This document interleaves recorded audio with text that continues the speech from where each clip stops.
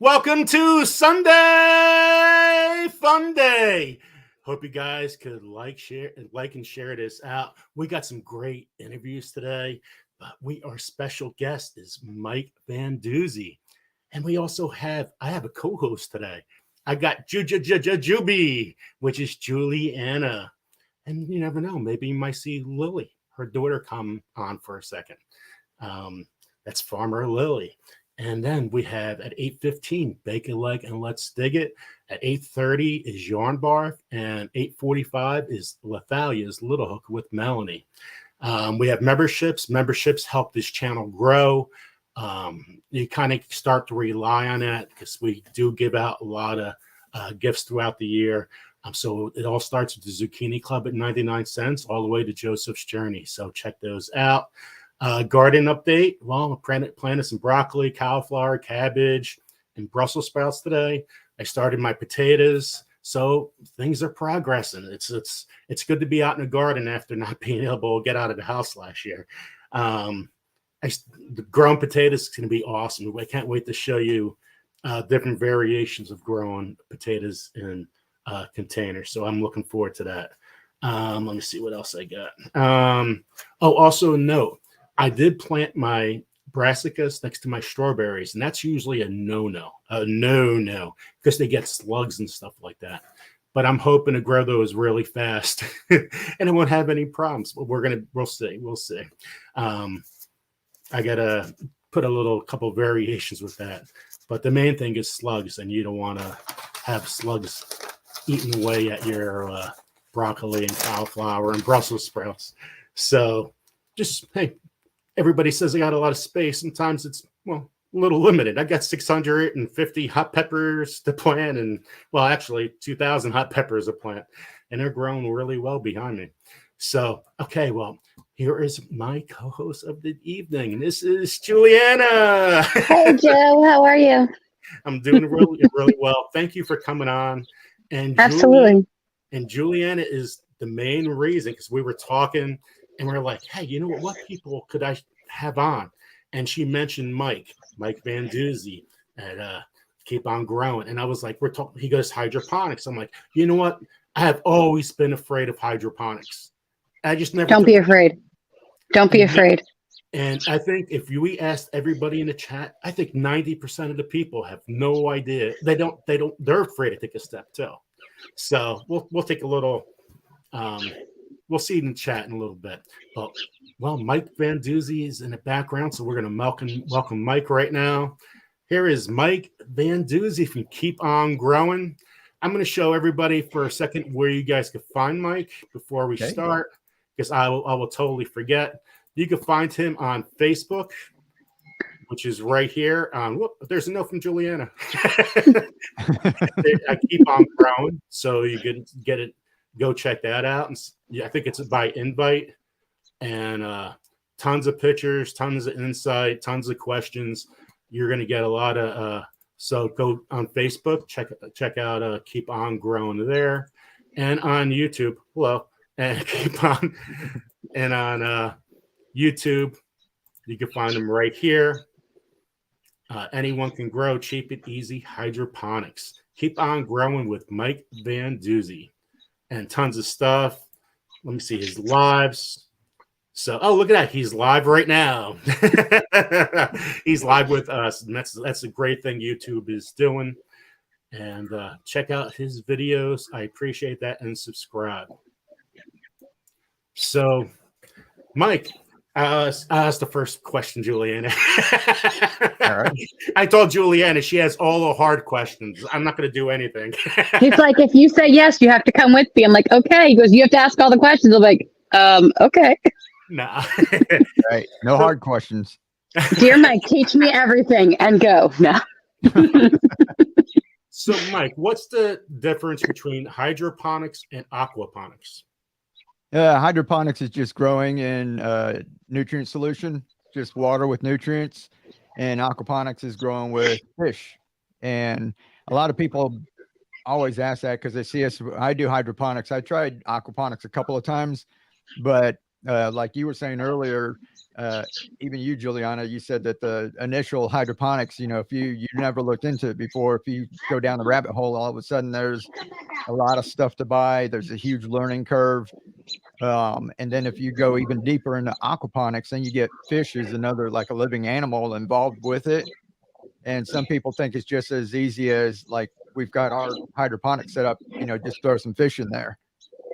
But you've got a whole balance that just like out in nature, like the fish poops and makes fertilizer and the plants eat it. And there's all these nitrates and nitrites and everything.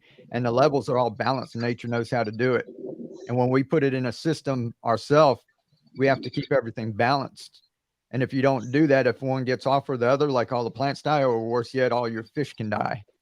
And it's so there's a lot of stuff that you have to monitor, keep track of, and there's a whole lot more that goes into aquaponics. And if you can do that and you've got the time and energy, that's cool, just having your fish. And you still have to buy food to feed to the fish. Some people do with like little duckweed and stuff, but basically you're still having an input, some kind of input into it.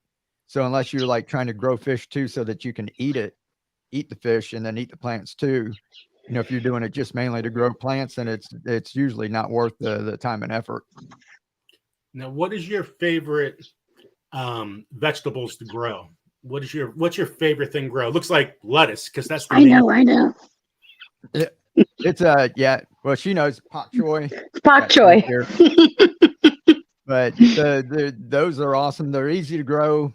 I have them. I grow them during the summer. We'll get. I live in Florida, so we can grow almost all year long. But we'll even get a frost, and some of them they can do a slight freeze overnight and come right back the next day.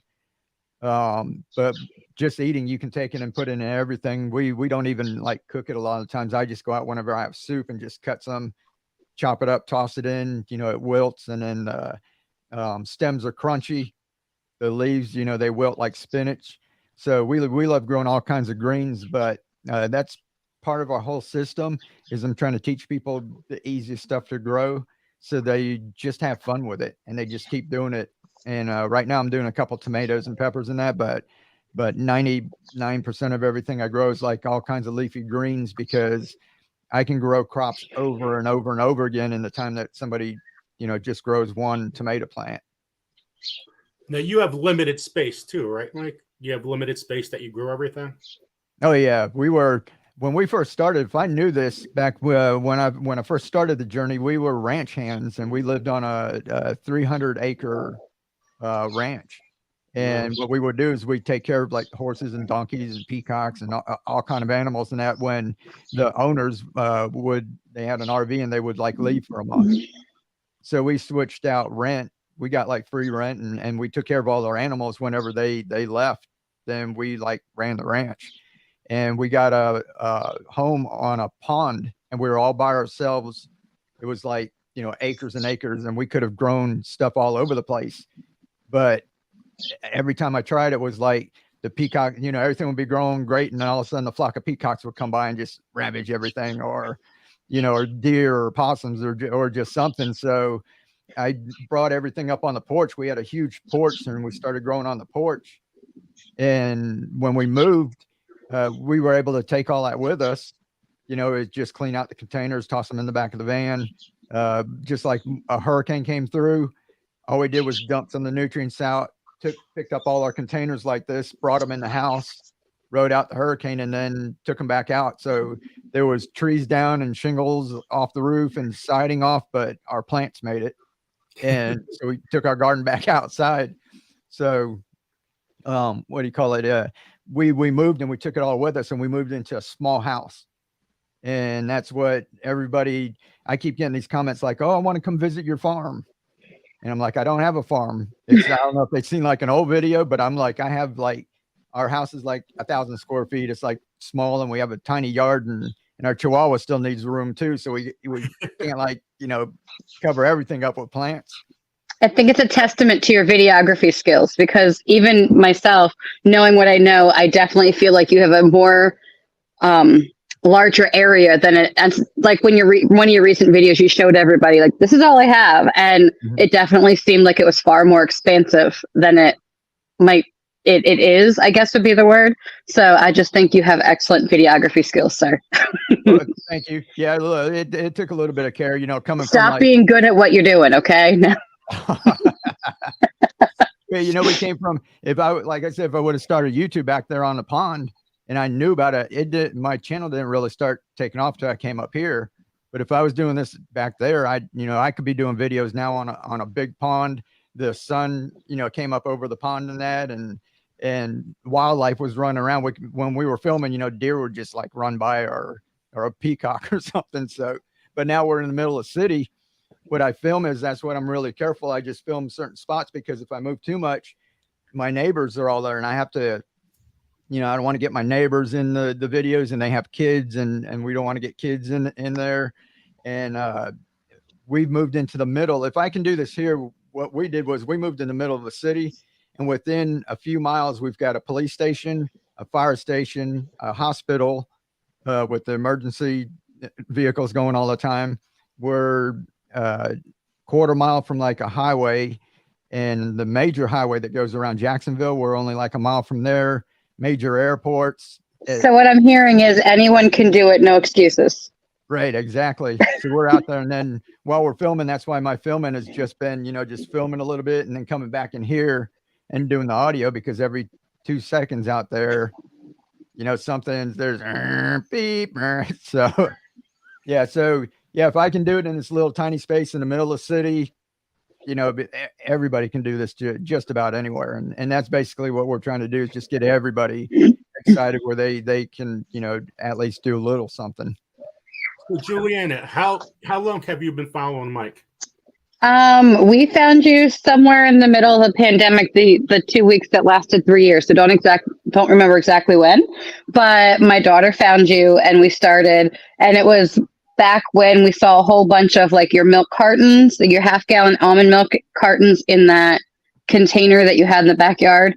If you know what I'm talking about. And we started doing that in the almond milk containers and the jars and the tray. Like you had your ramen trays. They had their trays from the school lunches that were coming home delivered every week. And then I got the vinyl downspout and was doing that. And we still, like, I don't know if I can, it's right there. Like, it's in Virginia. They're puny and small. They've only been out for about 2 weeks, but it's right there. And if anybody has a homeowners association, I have the United States government, which is the ultimate homeowners association. And that big white building right there is the community center. So like, you can definitely get away with doing things appropriately. And I would say we're probably 2 or 3 years, I guess, at this point, 2 years, 2.5. And we have been doing a lot of it in different things and trying different containers, and every little bit of every video we watch. And Farmer Lily, my daughter, is all about it. Like, her question today for me to ask you at some point, sorry, there's neighborhood happening, is how did you start first with hydroponics? What made you think, let me take this pool noodle and shove it in this piece of trash and grow a plant out of it? Like, what was your thought process on that? Like, again, we're talking to a 9-year-old here, right? Like, so. Right.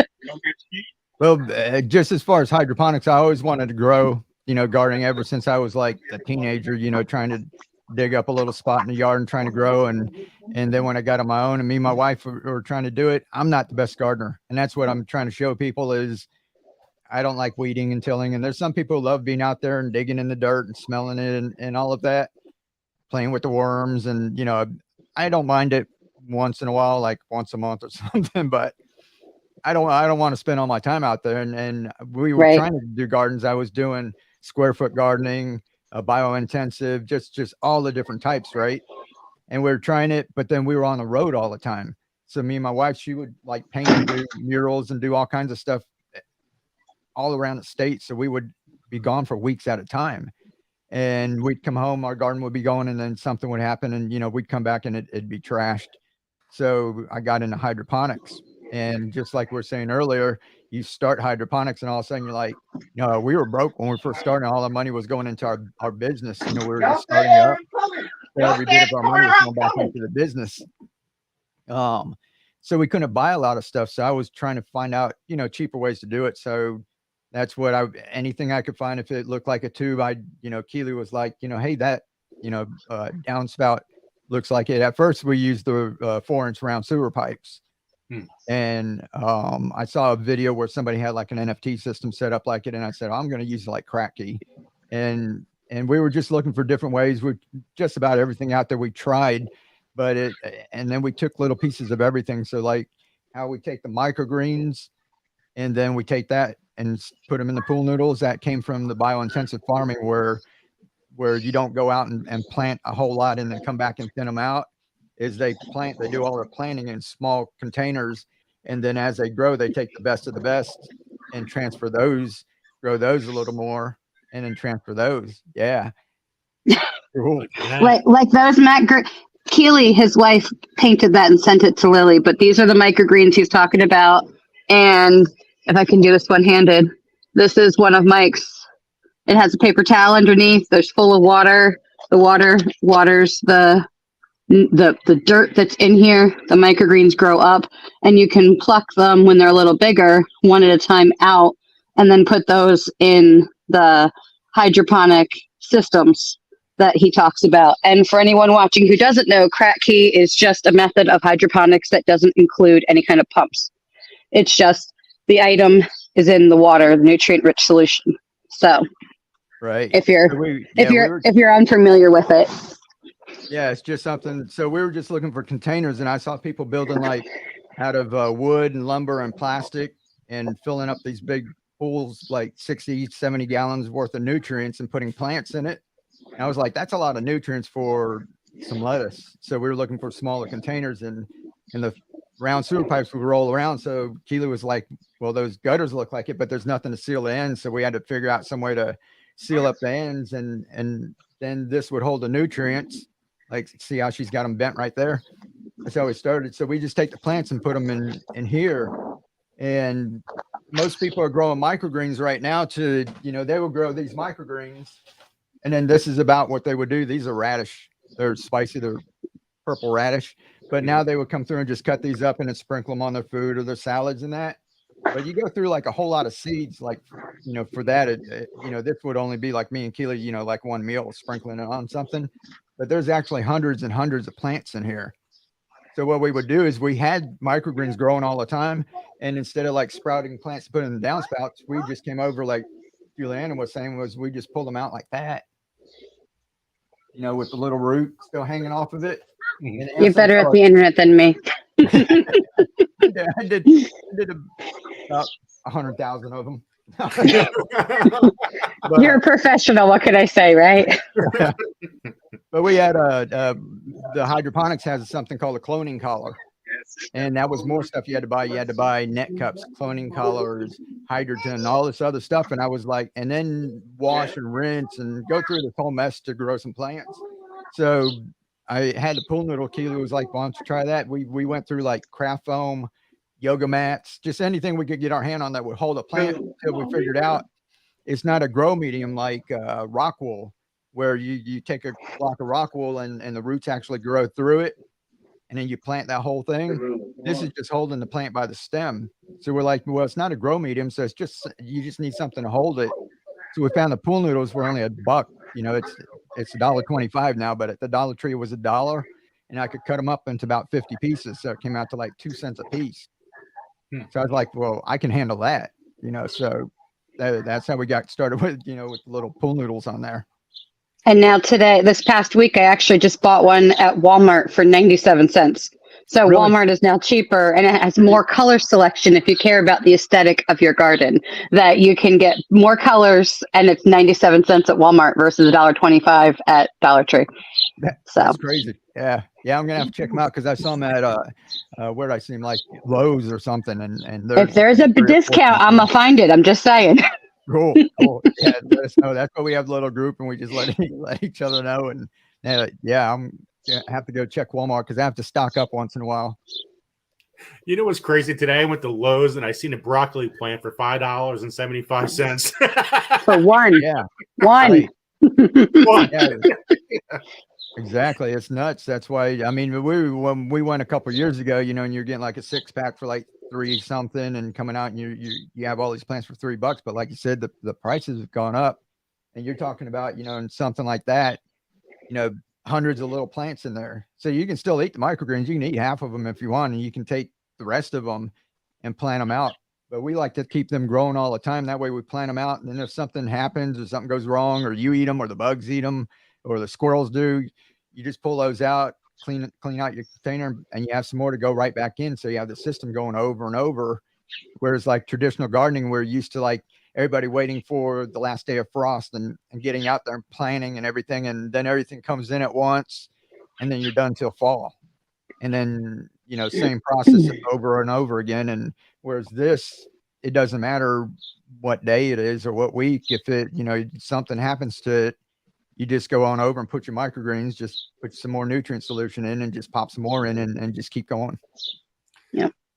Now, just want to know in the chat, how many people have tried hydroponics or aquaponics? I just want to see if anybody had, like, how many people in the chat have actually tried it? And even myself last year, I had the same, I can't do the pointing thing, sorry. The same hydroponic setup as last year, and we put micro dwarf tomatoes in it. And it worked wonderfully on my porch. And the only catch is that you can't just, in that setup, when they get to the size where they're actually growing the fruit, you kind of have to stay on the nutrients every other day or so. And you can kind of get away with take a 2-liter bottle and put it upside down in the end and have it fill out that way. But you do have to stay on them because tomatoes are just thirsty. If you have greens, not so much. But if it's a tomato plant, the micro dwarfs that only grow 10 inches tall, I had a dozen. I think there's 12 slots in mine. I had a dozen micro dwarf tomatoes growing right on my porch last year. And it was so amazing just to watch them all sit there. And I'm like, I feel like I'm doing sorcery right now. Like it felt like magic to have all these beautiful little short tomatoes sitting on my porch. And the only catch was just making sure they had nutrient solution, because tomatoes are thirsty and they're, like you said, intensity planted. So you wouldn't have them that close together in soil. So if you have them in nutrients, and there's like, that is only a little over a gallon of fluid in there. Mm-hmm. So when you think about having a dozen plants, they're going to drink a gallon a day, like in the heat of summer and evaporation and all that good stuff too. So it doesn't have to be just leafy greens, but I have not done anything to them in 2 or 3 weeks, and they're just chilling. And I just checked them today and they're ready to go. And like, don't need me to do anything to them. You can leave them for at least a month when they first start. So. Yeah. Yes, sir. I really want to get people trying this. What's the easiest setup they could try to, just to get them going? What's the easiest thing they could try to get them going? Because once you get started and you have success, you want to keep on growing. You want to expand, right? Just like a garden, you want to keep on expanding. What's the easiest thing everybody here could try that's really cost efficient? Yeah, basically it's all just leafy greens and then using what you got. And I was talking to Juliana, just before we started, and that when she said she, just found my channel. What I did was I was using, if you guys noticed when I showed you this is actually ramen trays. You get the little soup in. These are just the little food prep containers. Or Chinese takeout, you go to get that sometimes. So almost everyone has these that they're tossing in the recycling bins, or you can go up, because people do food prep now, you can get packs of these, pretty cheap, like 50 cents a piece or whatever. Just get something like that. You don't need to. I just went and bought Keely because she was being good, but I went and got her a couple of the little mats to do her microgreens on. But you don't even need that. That's the first thing I bought that was like specifically made for microgreen since I've been up here like 6 years. So I've been growing in ramen trays, takeout containers, milk jugs, just anything that can hold nutrients. Check out, some of the videos. There's tons of people out there like doing this now. What do you call it? You grow your microgreens and then take some of those and just play with them and practice. Basil, mint, things that that grow easy, start with all of that. I have a lot of people when they see this, they're like, cool, can I grow tomatoes and potatoes and stuff? They want to start right out on that. And You know, it's just like I said, you know, you don't teach kids calculus. You teach them ABCs, 1, 2, 3s. And I said, I'm going to take you through the basics and get you to master it where you can grow stuff like this, have fun with it. And then like Juliana, you know, you go ahead and start growing some tomatoes and everything, but you got to learn the basics in that. And I just, I seen so many people over the years try too much, spend a whole lot of money, and then just go, this doesn't work, and they quit. And, you know, that just breaks my heart because usually they won't try again. So I get people to try it cheap and easy, and that's what my channel is all about, cheap and easy. Cheap and easy is good. We even did one of these step outs last year where I went to the grocery store, bought a bunch of basil from the grocery store, and we just cut the cut pieces off and stuck them in the pool noodle and stuck them in the downspout, and I left them alone. And every single one of those basil cuttings from the grocery store, $1.59, whatever you want to call it, basil cutting, made me a whole new basil plant. And we had pesto for days last year. Like, we were just, I got 3 kids, so we're just learning, right? Like, will this work? Because basil wants to root. It's really easy. So we just had a whole thing of basil. Yeah. From the grocery store. We didn't even mess with the seeds. We just cut off little pieces, got a note in each one, put it in there with the pool noodle, and left it and said, let's see what happens. Yep. Yeah. Mint's same way. You know, you can have enough mint for like the whole season with just one plant, put it in there and just keep taking cuttings and putting them in more nutrient solution, and it just like goes wild. Now, those sponges like on top where you put your seed through, where do you get them? Like I see all these devices, then all of a sudden I like see like a sponge kind of thing. You put the seed in through. Where do you get those? Right. Well, see, that's the thing. That's why I came up with stuff like this. I was trying to find different things to use, and that's what at first I used like craft foam. I just got like a piece of foam from, you know, Joann's or Michael's and cut out little pieces, and that worked fine. And then I was like, well, they've got neoprene cloning colors, so I got yoga mats. If you go back to like my old videos, I got like a little yoga mat that I was trying, and then we saw the pool noodles, and that's what the little sponge thing is, just a pool noodle, because all it's doing is just holding the plant. Like Juliana said, you know, people complain like my plants are getting too leggy. We kind of like that at first, because what happens is they get long enough that you can put a pool noodle on here and let the roots, you have your nutrient solution down here. Sorry, I'm talking to y'all down here. And then the plant's up top, right? So it doesn't matter if it's a little leggy, like this, about 2 inches tall, but you put a pool noodle on there and it does all right. I can pull one out. Let me find I'll pull a small plant out here. Oh, she's got one right there. There you go, the pool noodles. Yeah. Yep. And you just cut a slit in it, and they already have a hole in it. So the plant goes there, and you just need a tiny little hole in there. And then, hold on. I'm not a professional internet person. Sorry. I'm just a mom. So you can see the little piece there. And then this is a dazzling blue kale that's just cool growing. And these are my 2 experiments that I just have air garden pods. I had extras that I just shoved in there with a pool noodle and said, let's see if this works. There's a tomato, there's bok choy and romaine, and then the rest are all kale down the line here. And they're all just, if you can you see it? There. Yep. So it's just holding the plant in place. So basically you're just dangling the plant into the nutrient solution. And as it grows, because it's kind of spongy, Joe, it will, the plant will push the spongy part out of the way as it needs. So it won't get pinched. Like that. When I first started using the yoga mat, those were a lot like tougher, and it was getting, you know, it was hard for the pool noodles, just like you said, just real easy. Everybody's like, do you take it out? Do you make the hole bigger and everything? I'm like, no, the plant just grows and just, you know, pushes. I mean, a plant will grow through concrete driveway, you know, so a little pool noodle is not going to, you know, keep it from growing. Now, if the water gets dirty, do you have to change it? I rarely change mine. And to me, see, I'm doing things as cheap and as easy as possible. Now, if you go to traditional hydroponics, they're going to tell you put new nutrients in every couple of weeks. And that's why hydroponics is expensive. There's a lot of work. You know, if I'm going to do all that work, I might as well just, grow traditional garden, that I let mine go, and I try to do more like Mother Nature. If there's algae, like this one over here has like a little clear end on it, and there's some algae in there. Algae goes through a little system and it grows and then it dies. And I grow a lot of fast growing greens where I don't worry about it. It's not going to be in there. I'm messing around with some tomatoes right now, but with the system that I'm doing with the greens, they grow really quick. If you get a little algae, it's no big deal. And then you just switch it out and you're going over and over again. So the water, when you first put it in, I hear this word like 10 times a day in all my comments across the platforms, is stagnant. You're going to get stagnant water because I don't have pumps and that going. And it's actually static.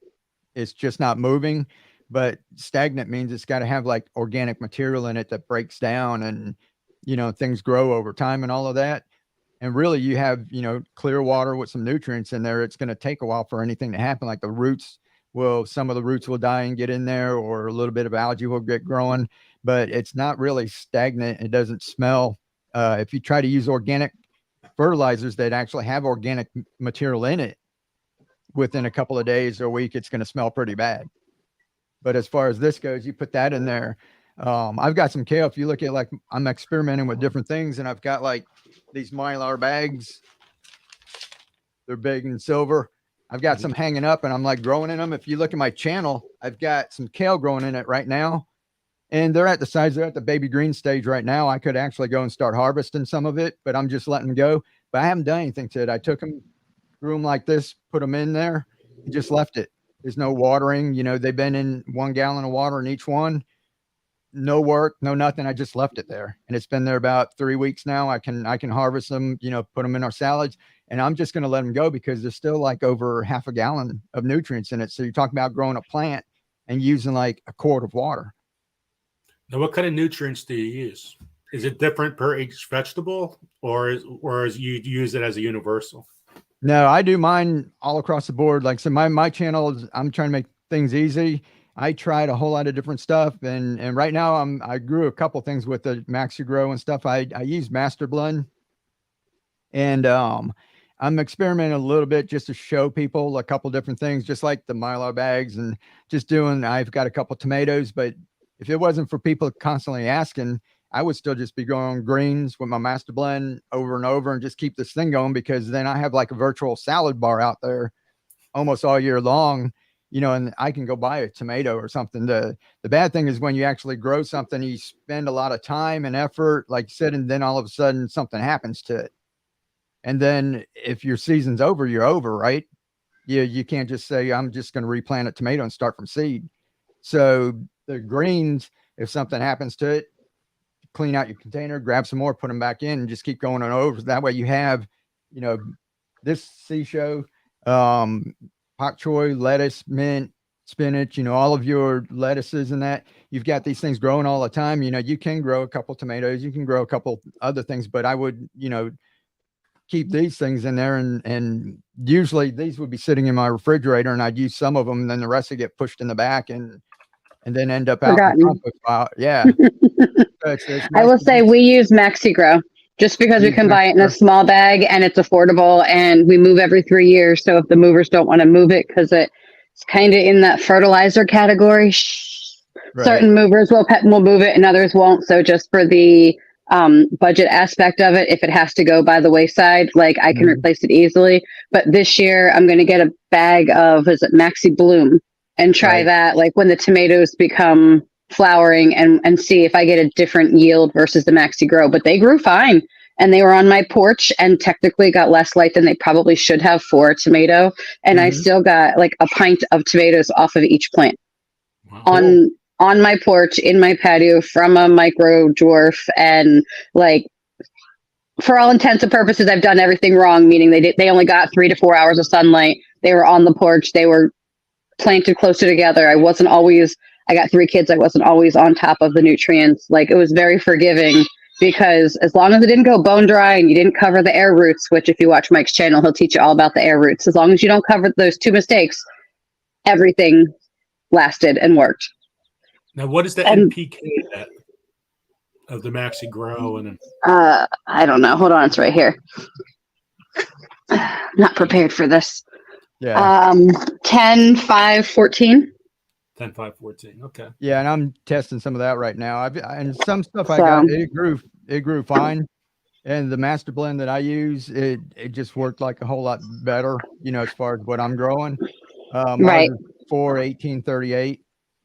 And then we also add calcium nitrate, the 1500, and some Epsom salt, and just mix that up. But I've got a video on that, but I try to keep everything easy across the board. That's why I don't switch stuff up. And that's why like growing greens is I want everybody to, like I said, to learn to have fun with it. You know, there's a lot of people as you get older, some people can't garden. You know, we're just getting where you can't, you know, till and weed and compost and everything. And then there's people who don't have a yard. And you know, so and then there's some of us who break their Achilles tendon while they're gardening, so they have no other option. But if you had had this in your life last year, you could have had some greens on your windowsill, Joe. My life would be so much better. But there's nothing like getting some vegetables right outside your door. Yeah. I'm sorry, Mike. I didn't mean to cut you off.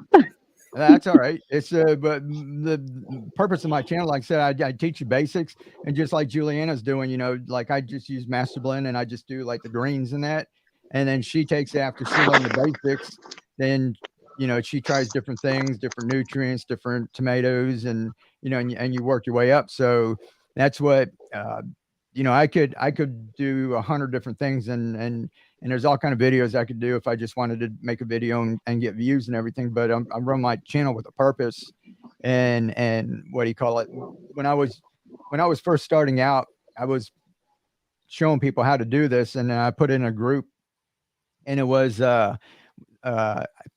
what broadcast vegans eat or something, and somebody said something about, you know, well, I hate when people say something's cheap, you know, and it's not cheap. And I was like, well, so you know, I thought it was, but you know, when you're on the internet, you really don't see who's on the other side. You just see little icons. So you really don't know what's going on. So instead of like, we're always, you know, butting heads on the internet, I decided just to understand. So I'm sorry. I thought, you know, I was doing it cheap. And she came back and said that she was homeless. She was, I think in Britain, she was on the other side of the planet. So, you know, I couldn't help her, but she said she was homeless. She was living on someone's couch, digging in a dumpster to get food, you know, and she was just saying that the greenhouse, you know, looked expensive. It's something that they couldn't have. And I said, well, that's not a greenhouse. That was recycled stuff, you know, that I had used for years and years and years and put back. It was like one of those old car canopies, and the canopy was all tore up. So I took it off and we put plastic on it and put a screen door and out of like used lumber and stuff. So she said she was sorry, and I said I was sorry, but it was one of those moments where you feel like helpless, you know, and even though I think like something's cheap to me, I know it's not cheap, you know, maybe to someone else. Some people are in worse conditions. So I was like thinking, how can I do it even cheaper than what I'm doing, or even easier where, you know, my mom could do it. You know, my mom, if I gave her something, I said, all right, now every week you got to take your meter and check the pH, and then here's pH up and here's pH down. And my mom would say, nope, forget it. Right. Hard pass. Yeah. So I had to figure out some ways. So that's what my whole mission ever since then was, to try to make it as easy and cheap as possible.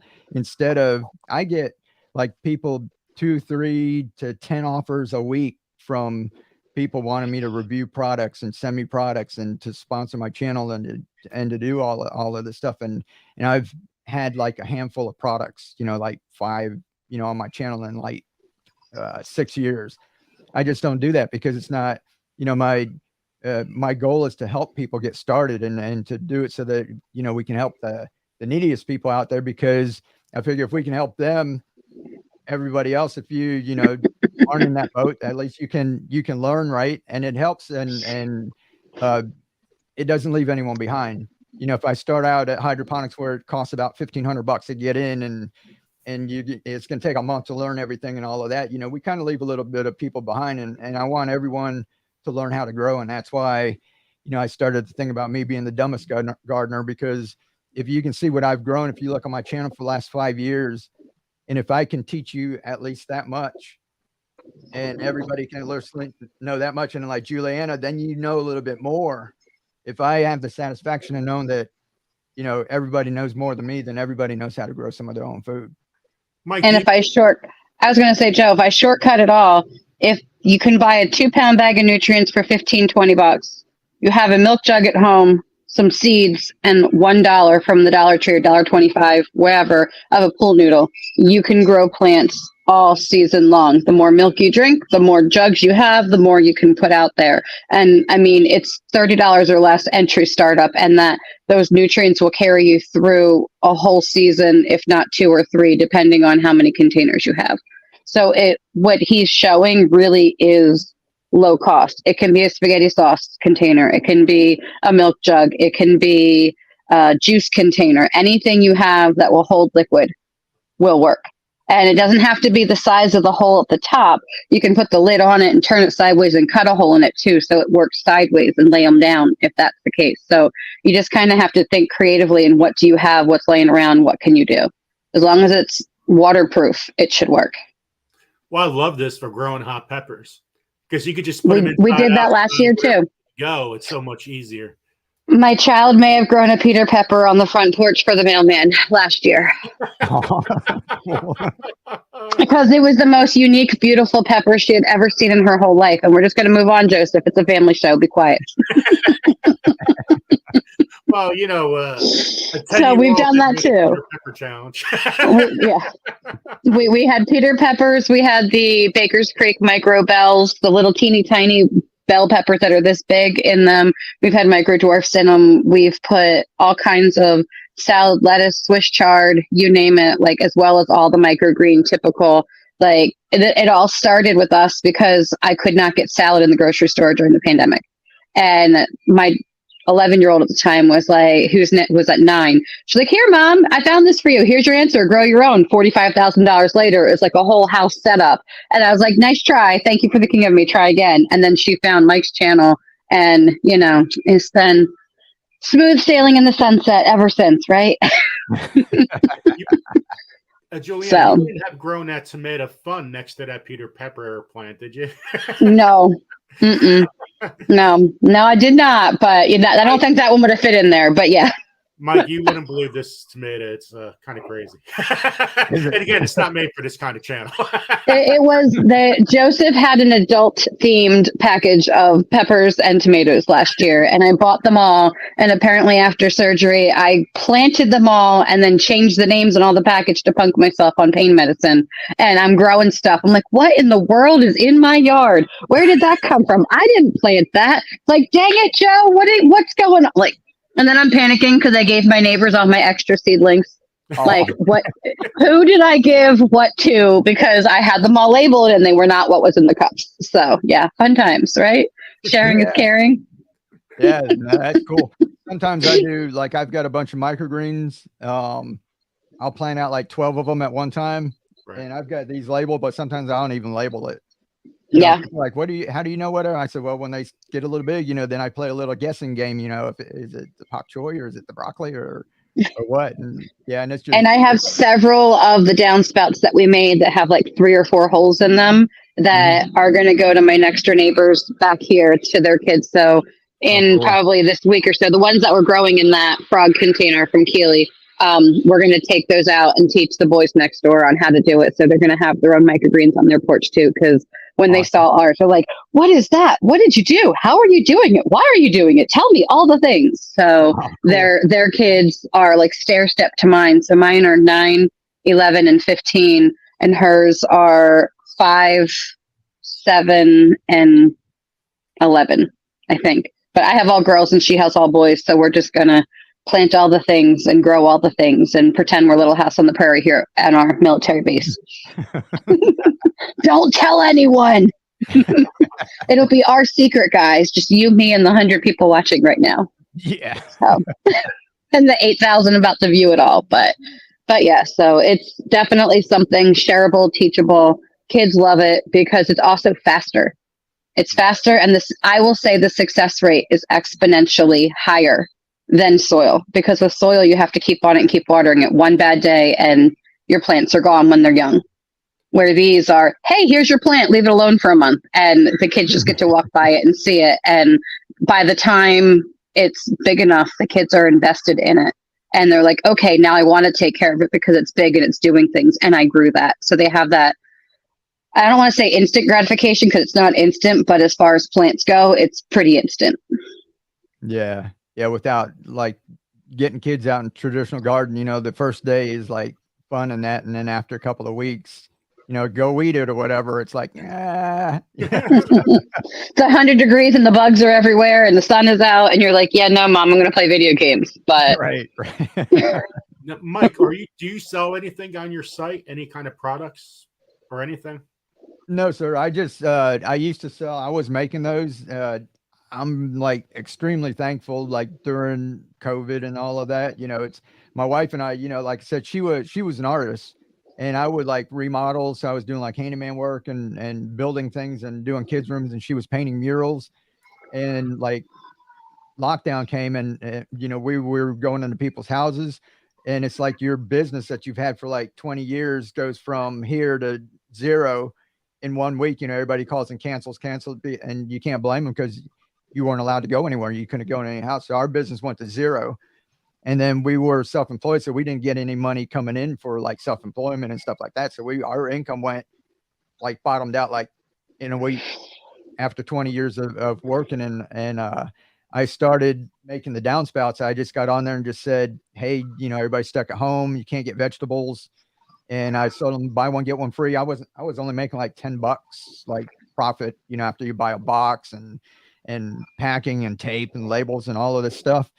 But I was working that way and I didn't mind because it kept me busy from morning till night. My poor neighbors around here, all I heard was, you know, and packing. And then up at the people at the post office, I was coming in and filling up their little window, you know, with boxes.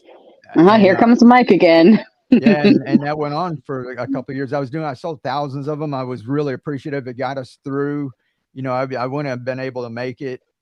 You know, there was nowhere to go to work. So I was thankful and I was doing that, and there's still a big demand for it, but I didn't have time to get out there and plant more stuff and to make you guys know you're on YouTube actually making videos and editing and pushing it out to all the platforms and doing all of that work too on top of growing. I didn't have any time to do it. So finally I got to the point where I just told them, you know, I had 2 or 3 weeks and I just stopped everything. And I get people still asking if I could put stuff up for sale tomorrow and just start over, but it would take away from me helping more people. I want more of an impact and where if I make one downspout, I'd like help one family and that, but I can make one video and maybe help 10, 20, 100 or 1,000 people. So we're going for a bigger impact in the world than that. And things are working out. So I have like a little ebook and online course and that money kind of drips in. So that kind of supplements it.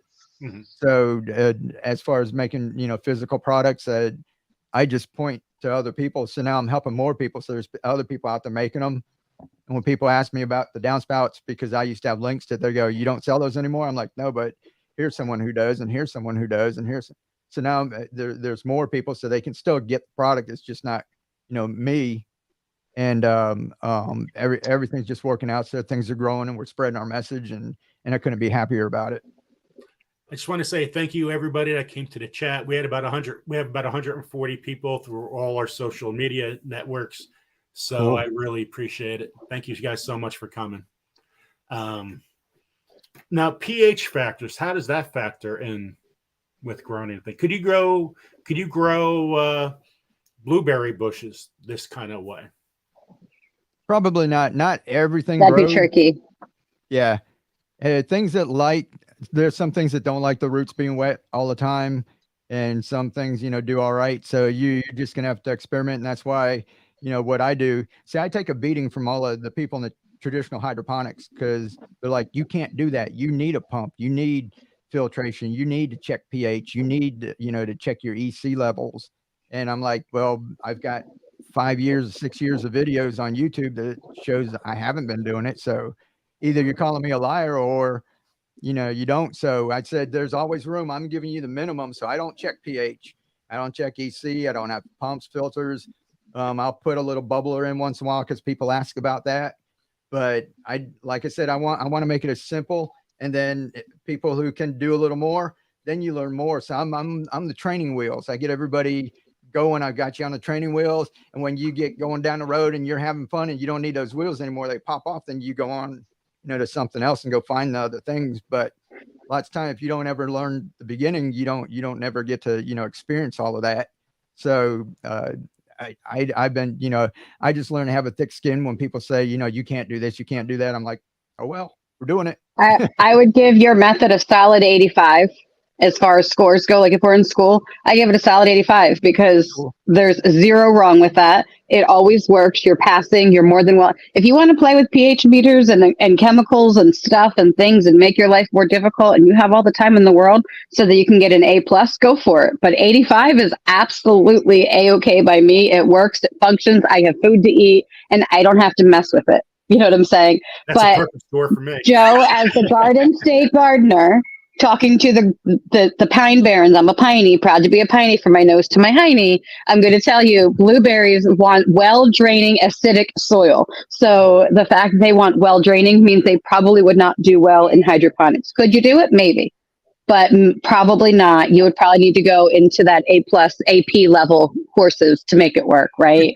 But not. Like you might want the stuff that sprays on, was it NFT or whatever, where it sprays on them and then it drains away and then it sprays on them, but you might need special chemicals and stuff like that. I'm sure there's somebody somewhere who has a way, but in general, your typical backyard annual gardens, knock on wood, I've got fairy tale eggplant growing right now. I have lettuce, I have tomatoes, I have peppers.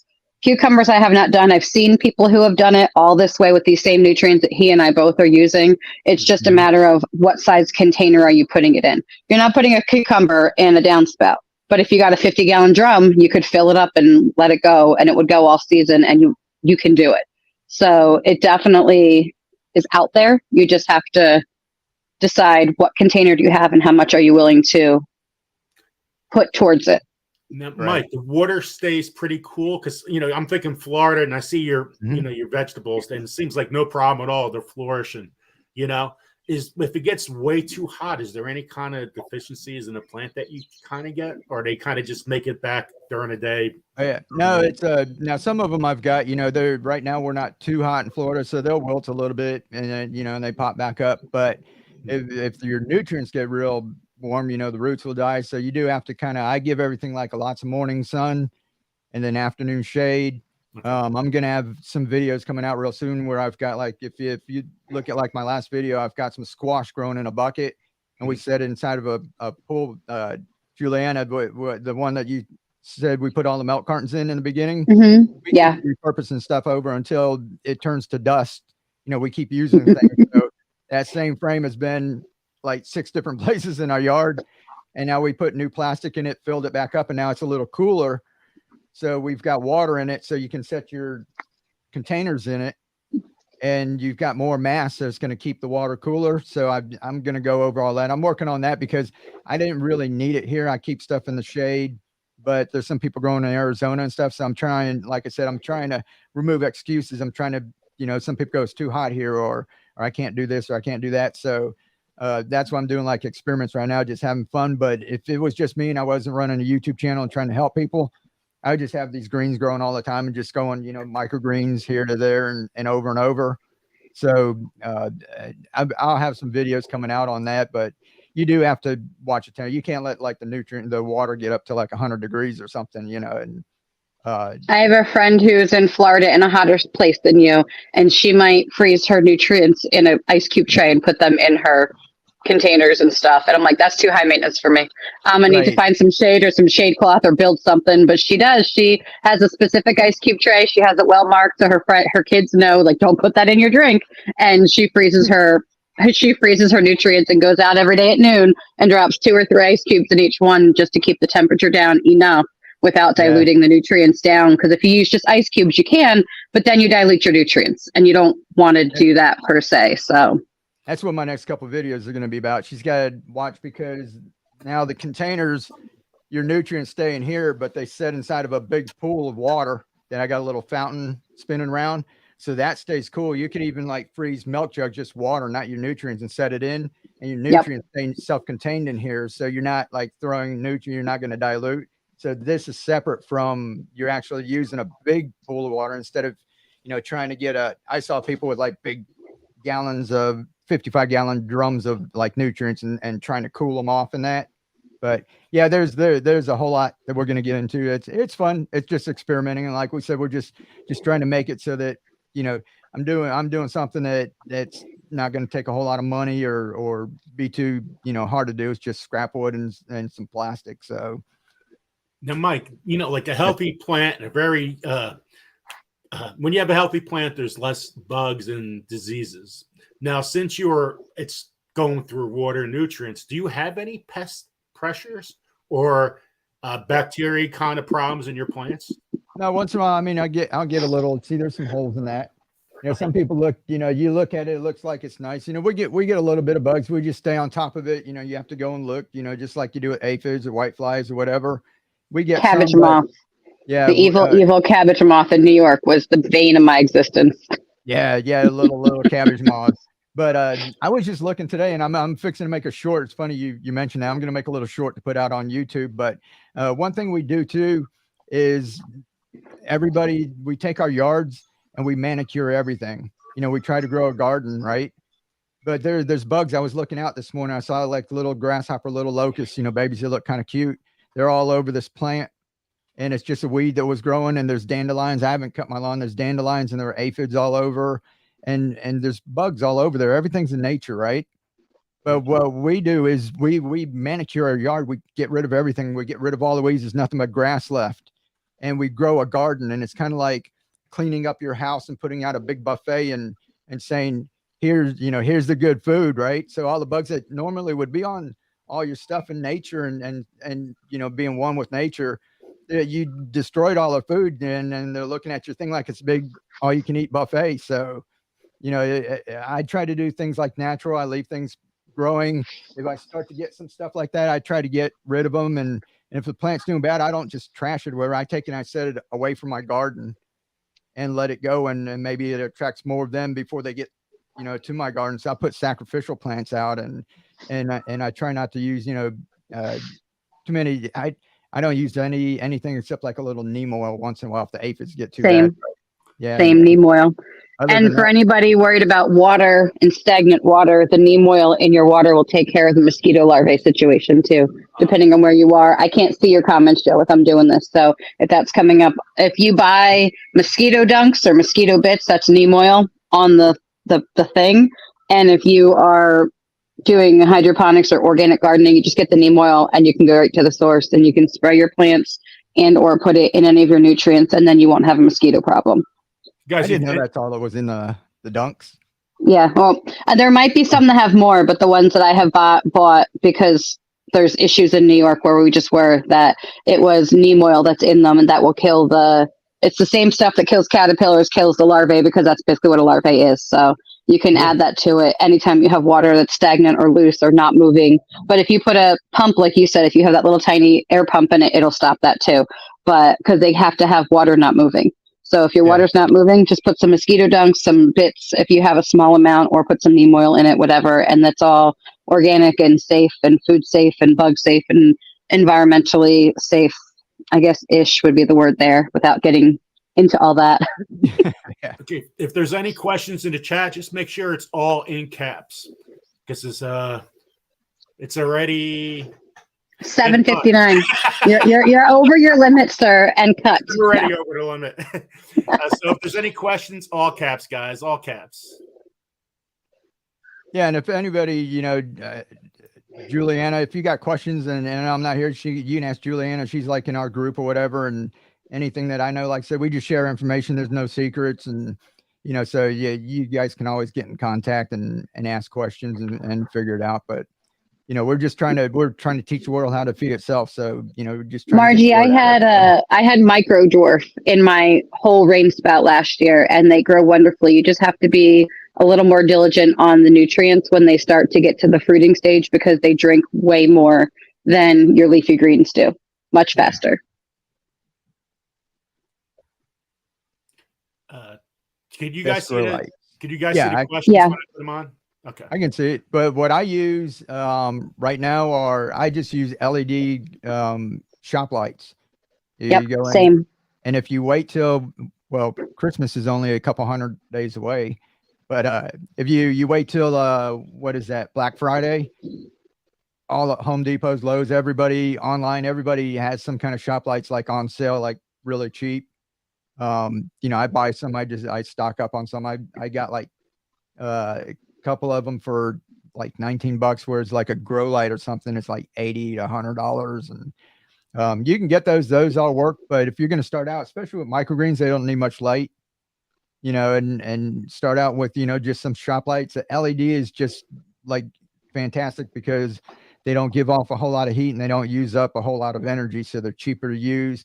That's been like the thing that's kind of changed hydroponics, like commercial and everything, lately. People are, before you have to have a big greenhouse, a huge greenhouse. Now they're growing hydroponics inside of like trailers, like the little back of a tractor trailer. They're setting up the hydroponics in there and then just dropping it off somewhere, and it's self-contained, a little air conditioner on there and Yep. lights, and you can grow food. So the LED is like a great technology. Any ideas for organic nutrients? They Yeah. exist, but I've never used them.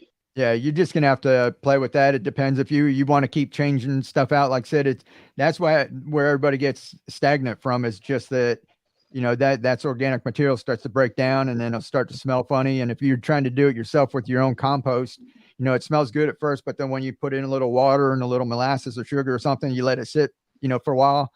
Then you stick it into something like this without a bubbler or something, it's not going to take long, and it just goes funky real quick. So I tried one commercial organic one. It didn't work all that well. So I'm always looking, like we said, this isn't the end all beat all. We're always looking in that, but the master blend worked for me.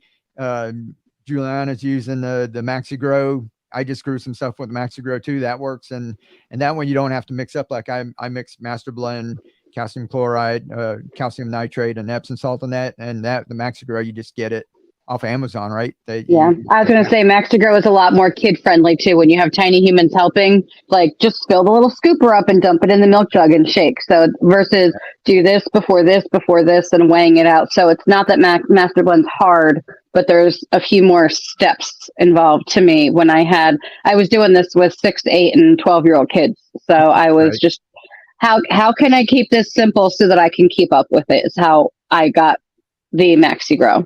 So sorry, go ahead. I have not grown broccoli over here in my downspout. I can't do this backwards thing. I'm sorry. I keep trying and it's not. There is a broccoli rabe in there. So broccoli rabe, definitely. I don't know that broccoli, because that gets big and lasts a long time. I don't see why not if you have the right size container though. Yeah. When you were talking about the milk jug garden that I made, that was actually all broccoli in there. And we actually eat the leaves. We grow it like a green. And people don't know it's a really healthy green, but people aren't used to that. They rip those off and throw them away. But I could let it go to seed. I got like, it's not going to make like a full head, anything like that. Or lettuce, if you try to grow like a full head, like bok choy or a head of bib lettuce, this is more like leafy greens than that. Now, how about cabbage? Same thing. It'll grow, more like a leafy green in that. You can do it. It's going to take a little more care. You're going to have to watch it. Like I've got a beet growing out there right now that's about the size of a softball. But we eat the beet greens. I just let it keep growing and growing, and we keep cutting the greens off because you can cut them all off and they'll just grow right back, right? Yep. But people want to grow beets, but you got to be careful because where that bulb starts to form, if it's underground or, and when you're working with a pool noodle, what I do is I got hydrogens that's growing right on top. It looks a little funny, but it'll just keep growing and growing and growing and get stuck on the container.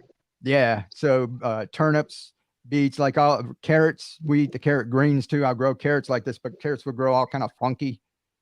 But you can eat carrot greens, and if you go to the store and try and get it, it's all full of sand, right? Because they're all grown in the soil. But you can grow yours hydroponic, and you can have healthy carrot greens all the time, not have any sand. Just cut it, throw it right in your juicer. So Colette says, I want to start growing strawberries with the Crackkey system. Any tips you can share to improve my odds at success? Yeah, there's a channel. If you look on my channel, I just put them on I off the grid. No, I can't think of it right offhand, but they're like this young couple, and he's inside and he's growing with hydroponics, and he has strawberry plants that are huge, but he's got like a little bubbler in it, and they maintain the level, and he actually checks the pH and all of that. So you might want to check them out. If Keely could find it, I'm trying to think who that would. Ditch the Flock. It's like a 20-year-old guy or whatever, but he's growing like these huge strawberry plants inside of his house.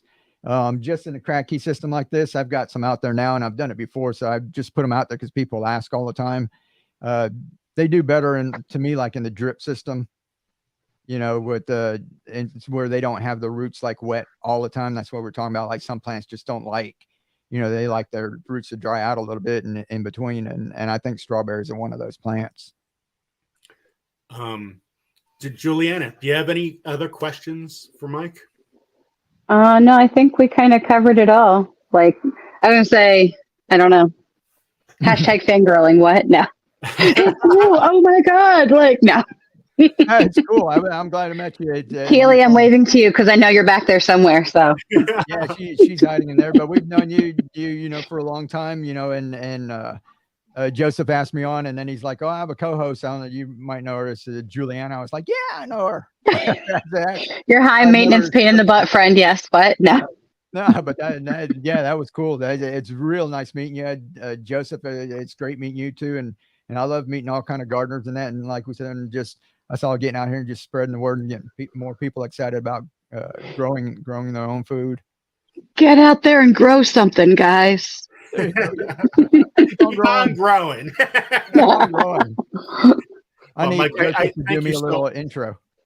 Thank you so much. I really, really appreciate you coming on. Hope you could come on in the near future, and I can show you my success growing some greens. Cool. Yeah, that'd be awesome. Yeah. Anytime. I love talking with people.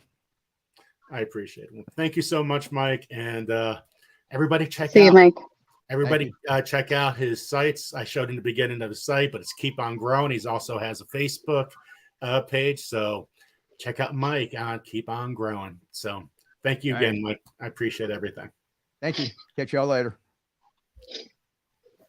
Man, Julian, I always have problems getting people off. It's terrible. I just want to keep on going. So, I get the cane and just drag you out. What? No. Like you want to end, and then you ask me to come on. Like, do you know I don't ever shut up? I'm even worse when they're actually like having a conversation, Joe. So at 8:15 we have Bacon Leg and Let's Dig It. At 8:30 is Yarn Barf, and 8:45 is Lithalia's Little Hook. And you know what? I almost I was writing down her name and saying stuff online. I'm like, I almost said Lethalia instead of Lithalia. I'm like, oh, I can't get back to that. I finally got it going. I finally got the right name. So good job. Melanie's in the chat. She's going to be on at 8:15. So, well, it's time to get to the wheel. So we got a lot of yarny things and a whole bunch of other stuff. So we got some yarn. So we got some of that, some of this. So it's going to be times 3 for these today for yarn. We got some hot sauces and stuff. Jesse and Lisa sent me a whole bunch of books. I got to find them. They're somewhere under me. You wouldn't want to see the rest of this room, Juliana. I know it's not presentable, but so this is some hot sauces. We got pineapple serrano. That sounds yummy. At Pepper Palace, if you work there, they're actually looking for workers. You get 75% off. I was thinking about, hey, if I go work for one day, do I get 75% off so I could give this stuff every day? I don't think that's going to work. I got Death by Salsa. Let me see what else I got. I got some garlic cloves. Yeah, those sound delicious. You could just send those to me. Winner, chicken dinner. Look, a chili sucker. Who's gonna have the chili sucker? Mm-mm. We lived in El Paso for 3 years. I had my share of spicy candy. I got the hottest popcorn on earth. Well, this is not good for the bunghole. I got some other books. I got the Heal and Kitchen. Oh, that's fun. I got the Herbal Handbook. And man, I want to know where. Maybe this is it. Yeah, I might have found it. Whoop, whoop. So I have one that I got last year. It's called The Drunken Botanist. And it's literally all the cocktail garden plants you could possibly imagine for your adult beverages. I was like, and it's this beautiful cover with golden leaves and everything. So Jesse and Lisa got a whole bunch of books. One is Fresh from the Garden, quilts and stuff you can make, and a whole bunch of other stuff. You could put that in my pile too. There's so much good stuff. That's my administrative fee. I owe you. Look, there's five of these. Love it. Isn't that awesome? You mean there's 4 of them? What? Yeah. I'm gonna have to grab one for myself. I might as well make it 3. And another one is Grow to Eat. So, well, let's get this going because I know Melanie. Wheel, spinner, spinner. I need a quilt book dinner. Hey, what I do, Miss Reed back here. Reed, I never had to concentrate on anything. So we're going to go to the wheel. We're going to go 5 prizes, and then we're going to go right to Melanie. So, not Melanie. We're going to Melody, not Melanie. My mistake. So, bacon leg, let's dig it. Let me make sure she is. I don't know if she got the link. She should have the link. Let me see, make sure. Hold on, guys. Melanie is actually here, but Melanie's coming on at 8:30. Melody is coming on at 8:15. Okay, let's get to the wheel. We'll try to figure this out. And thank you. Somebody just sent me a PayPal. I appreciate that. I'm not sure which it was. Okay, here's the wheel. Let me shuffle. So bacon leg, and let's dig it. I'm looking forward to talking to her. Looking forward to talk to all our hosts. Okay, so this is for blue yarn. We got 3 of these. Great. This is going to be the first winner of the night. Blue yarn.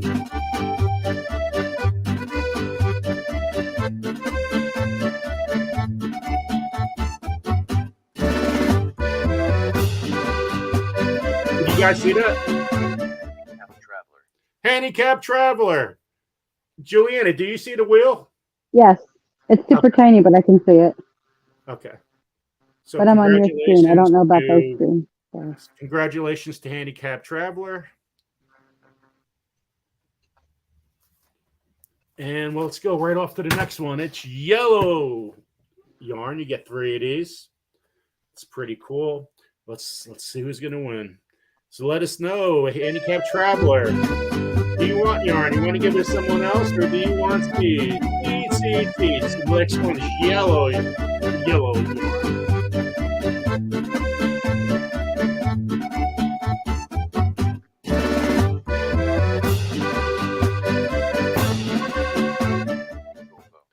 PJ, you know, I haven't seen PJ in a while, and I don't think she's been in the chat. She's been a long time member. I hope she's okay. So let's put that to the side. This looks like an ice cream yarn. So ice cream. Ice cream. Ice cream.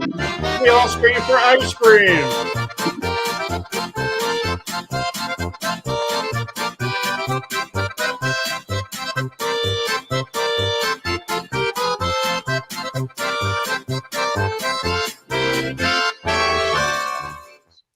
G Mama Grows. Congratulations to G Mama Grows. I still laugh when I go in chats and I see G Mama Grows and they pronounce her name wrong, like G Mama. You know, not G Mama, like G Mana, something like that. Because the first time she came on, I pronounced her name wrong. I'm like, Okay, oh, Joe, I mama. don't think you can complain about anybody saying names wrong. I'm just saying. Okay, the next one is the garlic cloves. So the deep fried garlic cloves. Let's see who's going to win this one. So we're looking for there's Neem Oil. She said yes. So we got our first winner tonight is Neem Oil. Make a leg and let's think it's going to be on any second. So garlic cloves. Who's going to be the winner of garlic? Crocheting with Leanne. I don't think she is here. So let me write that down. And let me see. Let's give away Death by Salsa. Death by Salsa. Ooh.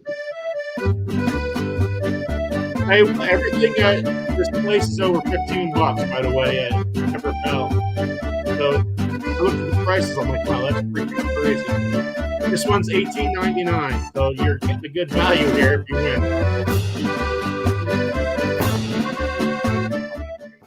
Shawnee Shave.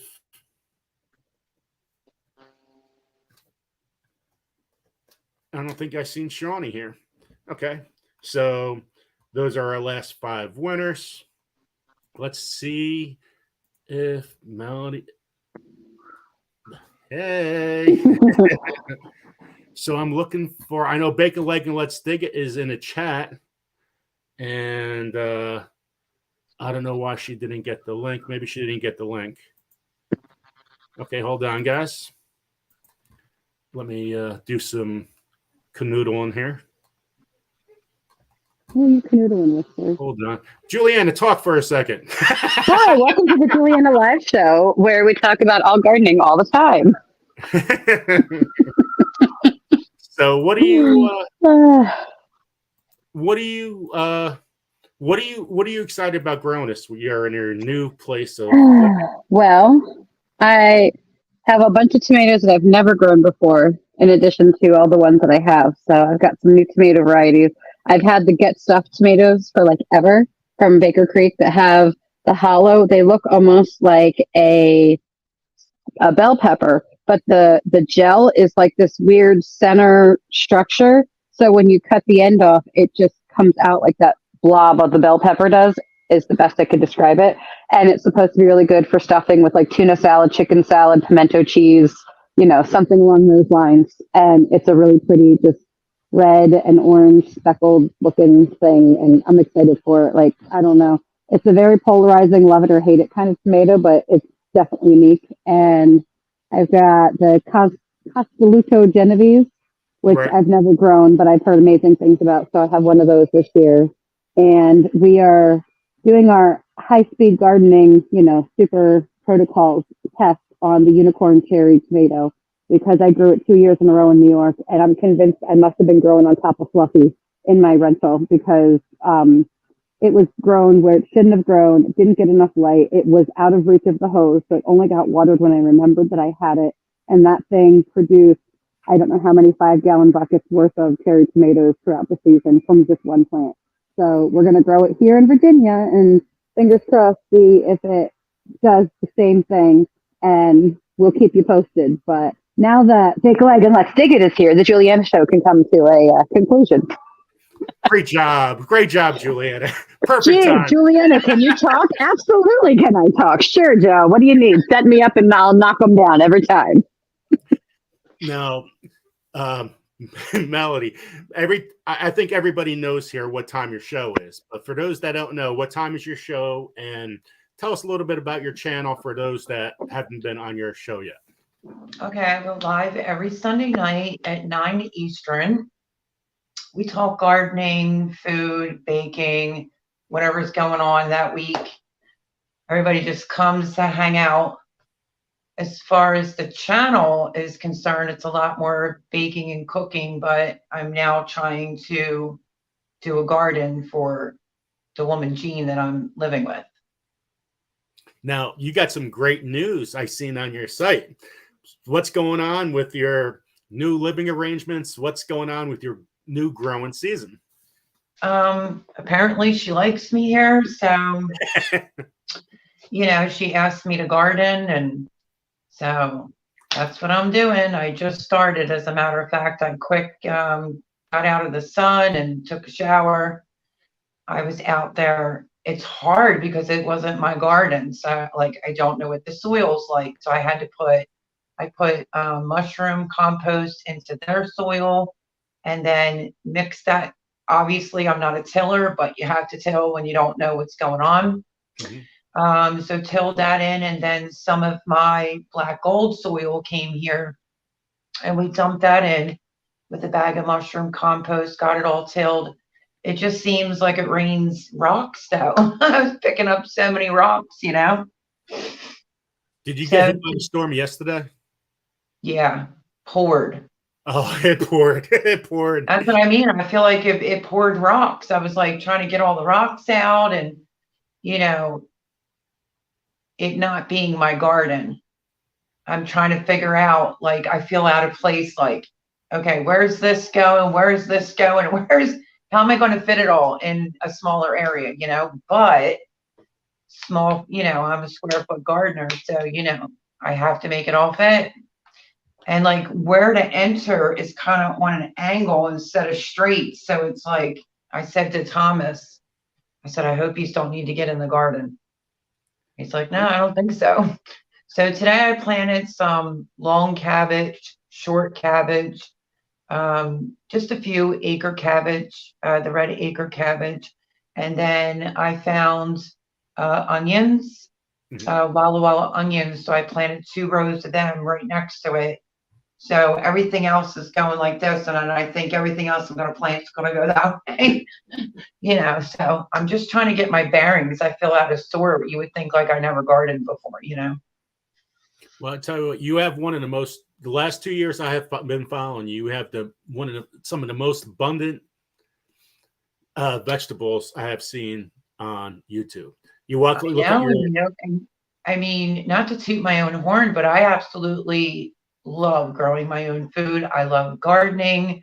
And I feel like since, you know, I was told or asked, you're going to garden, right? I was like, now I feel like I really have to prove something. You know what I mean? And I would have never have thought like that. So it's like, I want it to look nice. I want it to be nice. I'm trying to incorporate flowers for the pollinators, and, you know, and they have 3 big dogs, and also I'm trying to do everything that I would normally do. But I thank you for the compliment. I mean, it was a very prolific garden, you know, that I previously had. So we'll see what this one does. I have celery. I think Jean wants some carrots. I mentioned the green stalk planter, and if you didn't see the video, she actually bought one. I told her how to plant the seeds in it. Plus I gave her like a couple live spinach plants just so it looks like something's growing. She already picked the leaves off today of her spinach, so she seems excited. She's a very, very nice lady. And so let's see. I'm the string bean person, so I'm going to do bush beans. She wants me to do some carrots, tomatoes, peppers. You know, she really could care less about cabbage, but I'm a huge cabbage fan. And I'm doing celery, Walla Walla onions, zucchini, they absolutely love, cucumbers, and I have to figure out how I'm going to squeeze some butternut squash in there, because my butternut squash and my meat squash literally is still going strong. So, I mean, if anybody's hungry out there or wants a quick tip, meat squash, I got it from My Gardener, and butternut squash, it's pretty prolific, at least it was for me. And I had an abundant so I could feed us and my chickens. So. Have you ever met Juliana before? No. Hi, Juliana. How are you? Nice to meet you. Grandpa Conte squash was that way for me last year. When my daughter, my 9-year-old, would walk up to the school bus stop with her 50-inch Grandpa Conte squash that weighed 12 pounds and be like, look at me, I'm Farmer Lily with her 12-pound squash. And they're like, you're using it like a barbell at the bus stop. It was, yeah. Juliana, just let you know your voice is muffled a little bit. Is that better? Yeah, yep, you're good. Okay. Sorry, the earbuds get shoved in too hard sometimes, and I sound like the teacher from Charlie Brown. Wah, wah, wah, wah, wah. So Melody lives 45 minutes from my house. Okay. Yeah, so sometime or another, I have to definitely go up there and, meet each We other. definitely have to meet, being that close. We have to meet. It's just a given, Joe.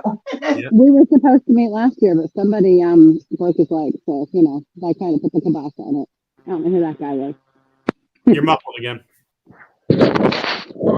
Sorry. I said some guy was supposed to meet me last year in August, but then he broke his leg. I don't know who that was. Some guy. So In August last year. You know that I'm doing the OS cross, right? If anybody in the chat wants to know what this is about. Before I had actually moved, I feel like I was the only one at that time that was watching Simple Living Alaska. It's the only channel I ever heard this seed mentioned on. And she said her husband just threw it at the end of the road. Denali is the seed company. Mhm. And I purchased some OS Cross. Their biggest that won a blue ribbon was 75 pounds.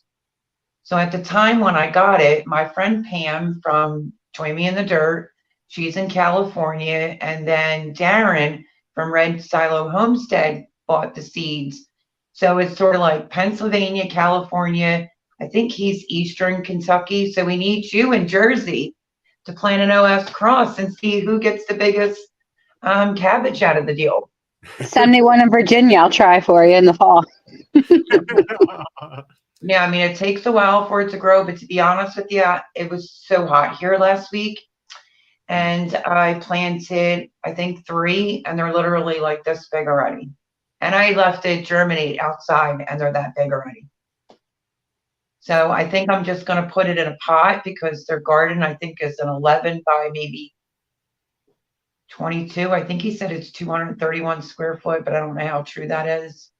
So I don't know. I think it's like 11 by 22. So I have to squeeze a lot of stuff in there.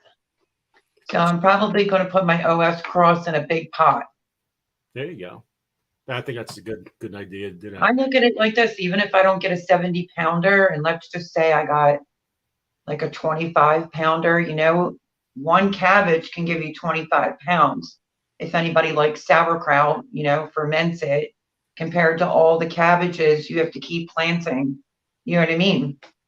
Hey, I'm just looking at stuffed cabbage. I love it. I love it. I call it Get those big galumpy. cabbages. So I'm thinking about naked. those. I absolutely love it. Can you tell I'm Irish as can be? So I love me some fried cabbage. I like galunkies. So I figured, why not? I would just try it. Now, I know we could talk for hours and hours. And I know this is only 5 minutes, 10 minutes, or whatever somewhere is in there. Tell everybody, so you go live every Sunday at 9 o'clock, which I think everybody knows.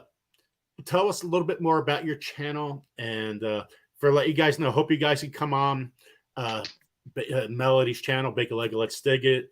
And after her, then you got Wide Family Farm. So that's where I spend my nights on Sunday, getting the seeds organized and stuff and everything else.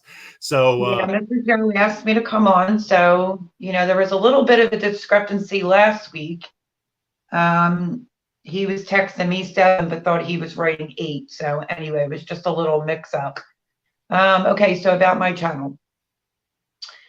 I basically love to try to teach. I might not be the best teacher, but I like to encourage people to grow food even before the world got super duper crazy.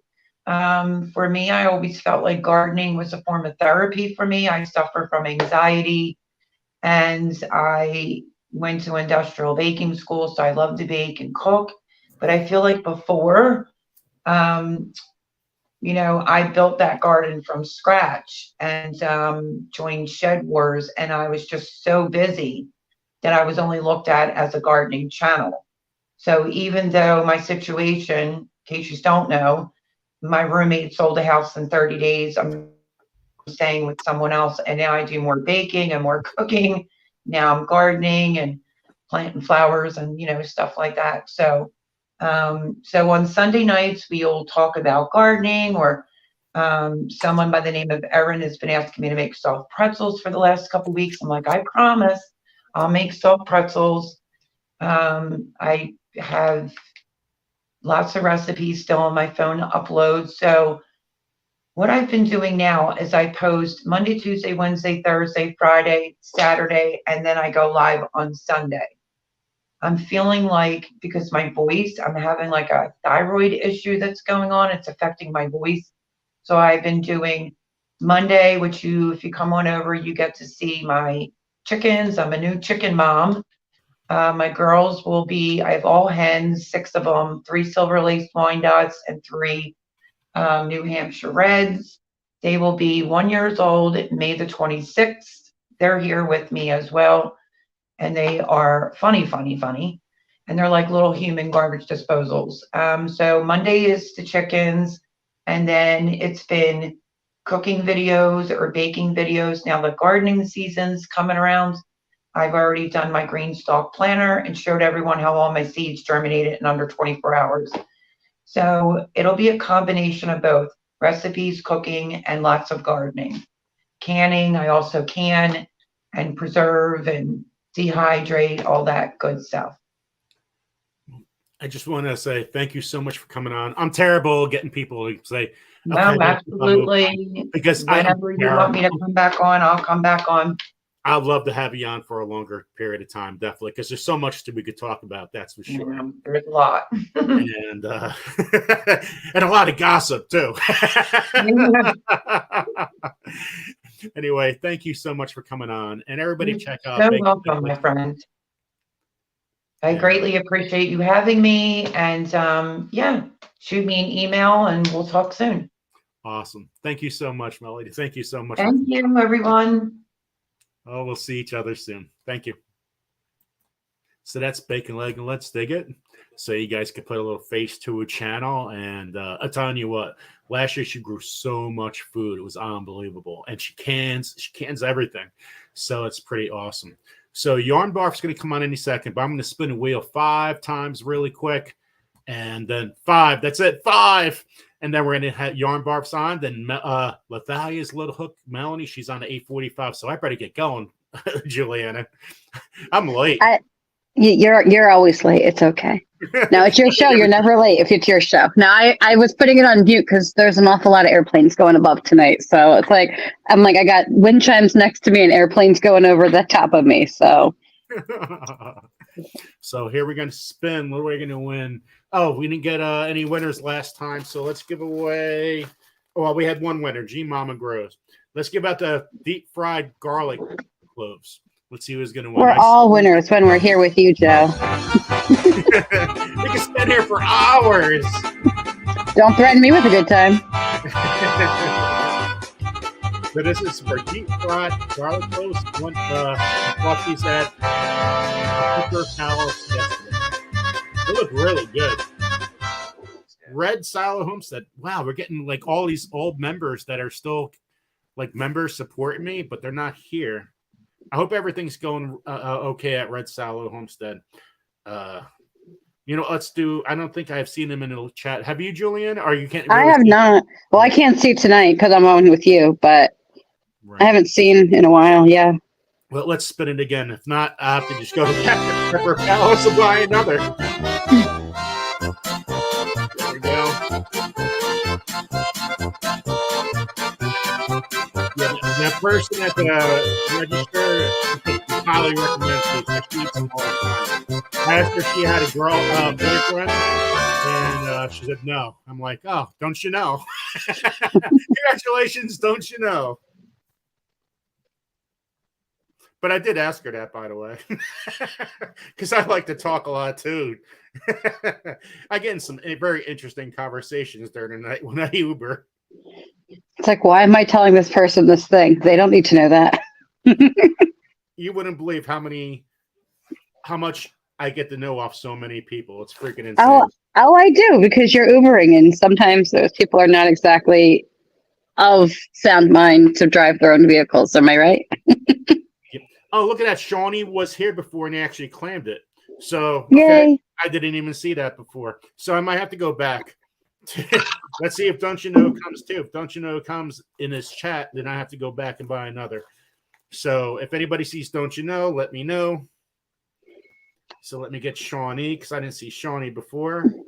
Shawnee, anybody at Winch, make sure you guys email me at gardenstategardener@yahoo.com. If you guys, somebody can list that, I appreciate it. So thank you. And if you guys win, make sure it's in all caps.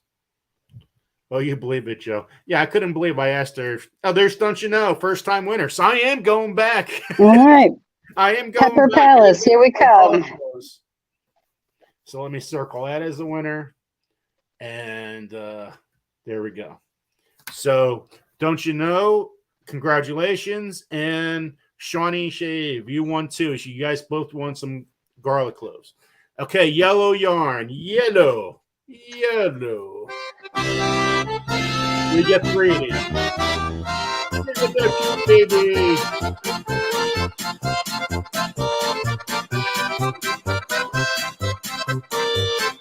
Yes, I'm going to sold. I used some of my boxes outside to get down in the weeds. I got to get more boxes. Barb's Country Home. So congratulations to Barb's Country Home. You won yourself some yellow yarn ×3. So Barb's Country Home, let us know if you're in the chat. Okay, blue yarn. You get 3. Let's see who's going to win. So if anybody sees Barb's Country Home, let us know. Okay, blue yarn. So we've been averaging with all social media, not just YouTube. We've been around 105, 110 people, which is pretty insane. It's here. Michelle, a.k.a. Yarny Disaster. You see, Yarn Barf is on backstage here, right, Joe? Yep. I'm just going okay. to my last one. And she's good deal. On. I know. It's good a job. Keep me in line. I'm just keeping you on task there, sir. There you go. Tick-tock. Okay, so. Shuffle. Oh, so Barb actually says what kind of seed. So Barb is not getting a yellow yarn. So let me scratch that off.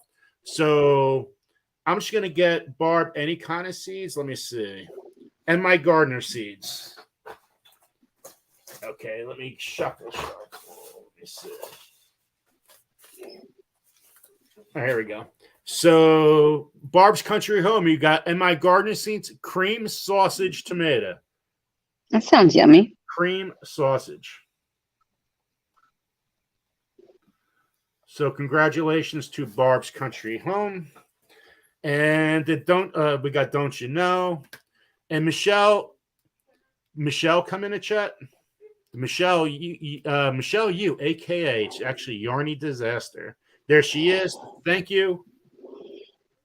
And that was the blue. Let me see. Yeah, that's the blue yarn. So congratulations to Michelle. Make sure you guys email me. Okay, so that's what we got there. So how you doing? You hanging in there? It's getting chilly outside, but yeah, we're good. I don't dare tell people what temperature it is. I might get in trouble on this channel, but no. Yeah, it's only what 70, and you're freezing. No, it's in the 50s, I think, right now. But when it's 90, 95 the last few days, all of a sudden I'm sitting outside like 50 feels a little chilly right now. The sun went down. When you left your house, it was snowing. Oh yeah, I'm like I went from snow to 95 in like less than 30 days, and my brain is like I can't handle this. So. Okay, well, welcome in, Yarn Barf Crochet. Hello. Hi, can you hear me? Yes, I hear you fine. How's everything? Start to cram. Here we go. Hey! Yay! Hello, Juliana. What a pleasure to meet you. Yes, ma'am. Likewise. Thank you for having me, Joe. So, you used to live in Jersey. I'm a Jersey girl. You're a Jersey girl. I'm a Jersey girl. Yep. So, where did you live in Jersey? I grew up in Linden, New Jersey, which is right next door to like Elizabeth, Rahway. I was walking distance to Route 1 and 9. But you know, if you get on that route, that'll take you into New York City, takes you to Budweiser, Anheuser-Busch. Right to the airport. Newark Airport. And there's a train station a block away. So very, very frequently, my mom and I would get on that train and go to the Museum of Natural History in New York City. Used to love it. Spend the day there. When I do my registrations videos, see, this is what I thought is you have people showing like where they live, like going to museums and all this other stuff, and they do it as a channel. So I'm like, hey, you know what's a good idea? I could do that in my registration videos, and it's like part of my channel, but nobody really even thinks about that. So I love showing the Jersey Shore. I love showing New Jersey. I missed the Jersey Shore. Oh, it is great. I gotta admit. That's the only thing I miss out of New Jersey, but I miss the Jersey Shore and boardwalk food. Pork roll. See the prices of boardwalk food anymore. The Jersey Shore and pork roll. That's where I'm at. I'm just saying. I love pork roll. Oh yeah, is it pork roll, egg and cheese, or Taylor ham, egg and cheese? Taylor. I'm gonna. No, you're wrong. No, you're wrong. That's it. Cut it off. I'm done. I'm out. My fiance at the time had taken me to a diner. We were in Pennsylvania, and I asked for Taylor ham. They had no idea what it was. I never knew Taylor ham was pork roll. It says so on the package. What are you talking about? It says Taylor ham pork roll. Like Taylor ham's the brand. I'm just saying. Yeah, I love Taylor ham. Sabrett hot dogs. I had a distributor, wasn't too far from where I lived. So I had a Memorial Day party at the house, and I rented one of the Sabrett hot dog carts, and I got a couple 40 pounds of Sabretts. We had dirty water dogs, and man, I miss them too. Oh, there's no like dirty water dog. You know, I did a hot dog eating contest my freshman year in college. It was a football thing, going to football. They did a hot dog, and I got 22 of those down. Wow. Yeah, well, look at the size of me. I won a buffalo wing eating contest once. I'm just saying. Oh, there you go. I could Got a free washer and dryer. Free washer and dryer. I'll eat anything for a free washer. Well, not anything, but I could probably win an ice cream contest. I would sure try. Juliana, where did you say you live? We are at Fort Belvoir, Virginia right now. My husband's active duty military. So I'm listening to Bacon Leg and Let's Dig It talking about redoing her garden. I'm like, yep, that's me. Every 3 years, I'm just getting into it now. And it's a struggle when you have to reset everything all up over and over. So I definitely can feel her pain on that one. So, well, Christy, thank you for his service for me. Thank you. I will. I'll tell him. Sorry. Go ahead, Joe. Christy, down the Jersey Shore, one pie pizza on a boardwalk, because I sell pizzas, $32. Nope. I'm gonna do my next registration video showing the people's prize if the boardwalk's open. Maybe I gotta wait 2 or 3 weeks. The prices on a boardwalk, you can't afford it. Now, like games when you played in the boardwalk, it used to be $1. Now they're like $3. So if you went out with your kid, you got to say, okay, we're only here for a half an hour, and then we got to get out of here. Otherwise, you're spending like tons. So we went to the Cherry Blossom Festival a few weeks ago with the kids during peak bloom season. I bought 5 people hot dog, hamburger, or cheese pizza, and 5 sodas, and 1 thing of chips, and it was $67. It's insane. 1 thing per person, and they split chips 3 ways, and it was $67, and they charge you 10% extra to use your debit card. Oh So, my gosh. I was like, never again, never again. I was like, why didn't I pack a lunch? Why didn't I think this through? Yeah, I thought they made that illegal to charge people a fee on a debit card. It should be. Yeah, That you're is right. It should be. I thought they did make that illegal, but who knows? I guess you got to get caught. Moving on now. So, Christy, when did you start crocheting? Oh, I was a little kid. I guess I was in junior high school. So that would make me about 13. And my mom, I never knew her to crochet. And then she must have taught herself or something, because one day she's just crocheting to beat the band. And we lived in 2 apartments in Linden. We lived at 113 Northwood Avenue. Then we moved to 115 Northwood Avenue. Actually, the other way around. We lived at 115, moved to 113, right next door. And Mom never crocheted at 115, but at 113 she was crocheting. So I don't know how she learned. We didn't have the internet back then. But yeah, so she taught me, and I started out with a granny square, and I learned fast. And I had a boyfriend, she taught him in 15 minutes. So the three of us sitting around crocheting granny squares. And I was in detention in school one day, and I was bored to death, so I crocheted a granny square. So in fact, I've got some yarn, just happen to have some yarn handy. Ooh, cake. Cake, Yeah. Joe. I love cake. Oh, I love cake. I love cake. That's a beautiful looking cake. I'm looking forward to making something nice with this. And what is the last couple projects that you have worked on? I'm making a shawl. I'm in the home stretch of a shawl. I bought the yarn from Premier, the website, and it was marked way down because I don't pay full price for yarn if I can help it. And Premier Yarns blessed me, Joe. They sent me a box of the chenille 6 cone yarn, 9 different cones. I remember lifting that box and I don't remember buying anything this heavy. Yeah, they blessed me. They gifted me 9 cones of number 6. So That's awesome. With it, a little amigurumi duck. So I'm going to try to make some more amigurumis because I don't really know what to do with chenille. It is a chunky 6. Now this is a 3 weight. When the numbers go up, the stuff gets chunkier. So I had also bought some, what's it called? Big white, I think it is. It's a 7 weight. I mean, it's like you need a gigantic hook to work with it. So I haven't even started with that yet. But that was $25 off, Juliana. That's a good deal.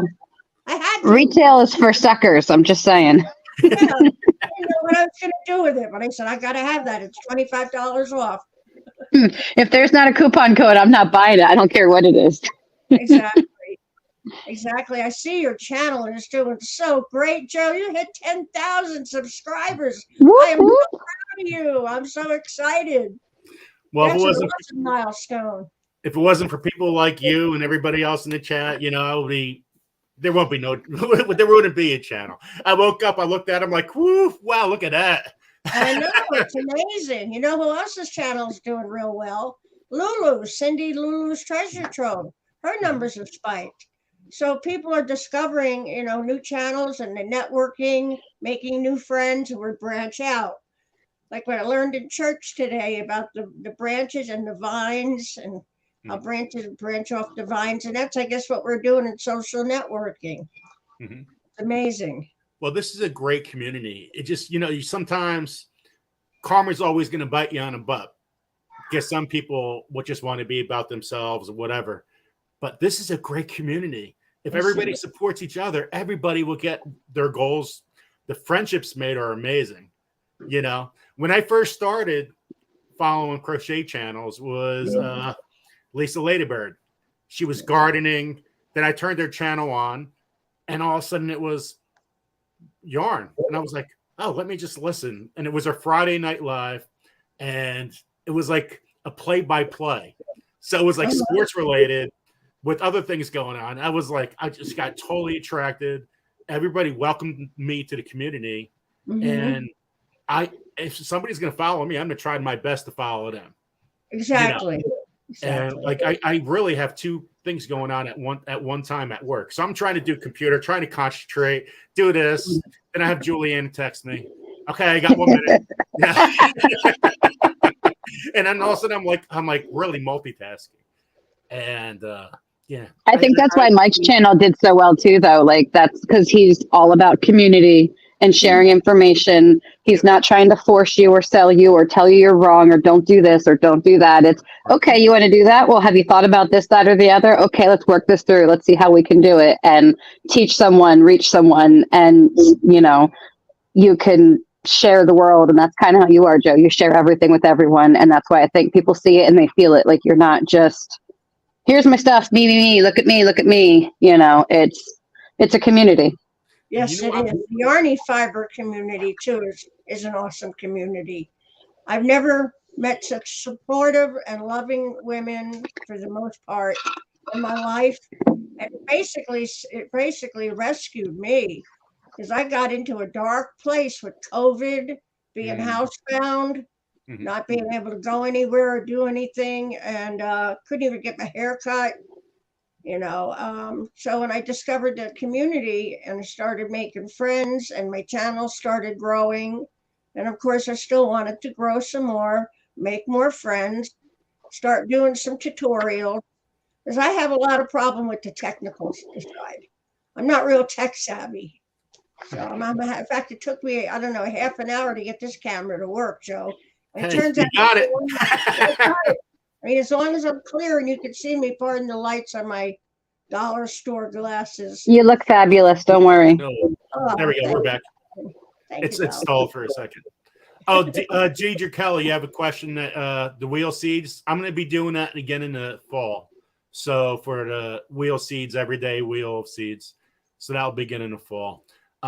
Just let you know, there's other people I've been following, like the Stock Explorer. She's a great member of my community. She is. Nora's awesome. Yeah. And Psychedelic Spellbreaker. I'm actually starting to go right into her channel. And you have to follow it your own way, but she could chat just like Juliana.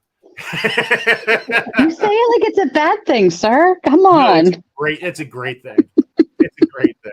And I'm meeting these other new people in the community, and it's like, wow, this is fascinating. This is awesome. And so, karma is everything to me. So if you treat people the right way, people will treat you the right way back. So, True. and if you have a problem with somebody in the community, let them know. Don't talk behind their back. So or put it out on public. I'll tell you straight to your face, Joe. Don't worry. No. I'm not that way. You will know. Trust me. I don't talk about you. I'll talk to you. No problem. I could imagine what Melanie Titus says right behind. She's coming on 8:45.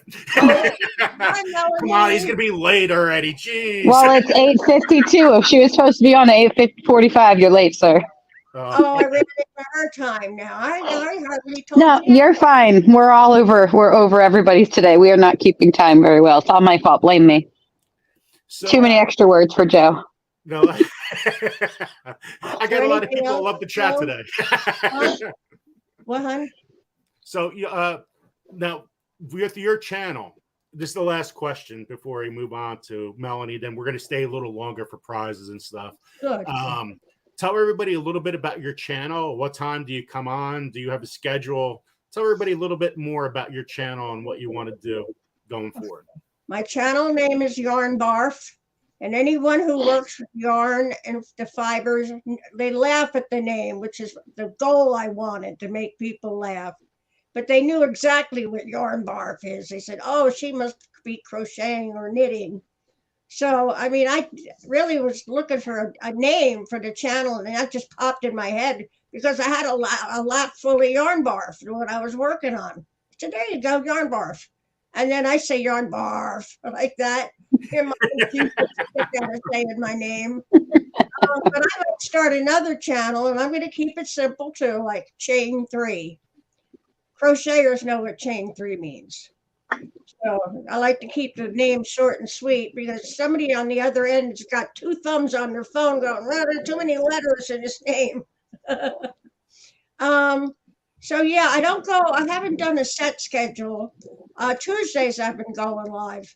But the problem is Laura from Crojo Corner, and she's on Central Time, and I think I'm stepping on her toes. It's hard to find a spot anymore.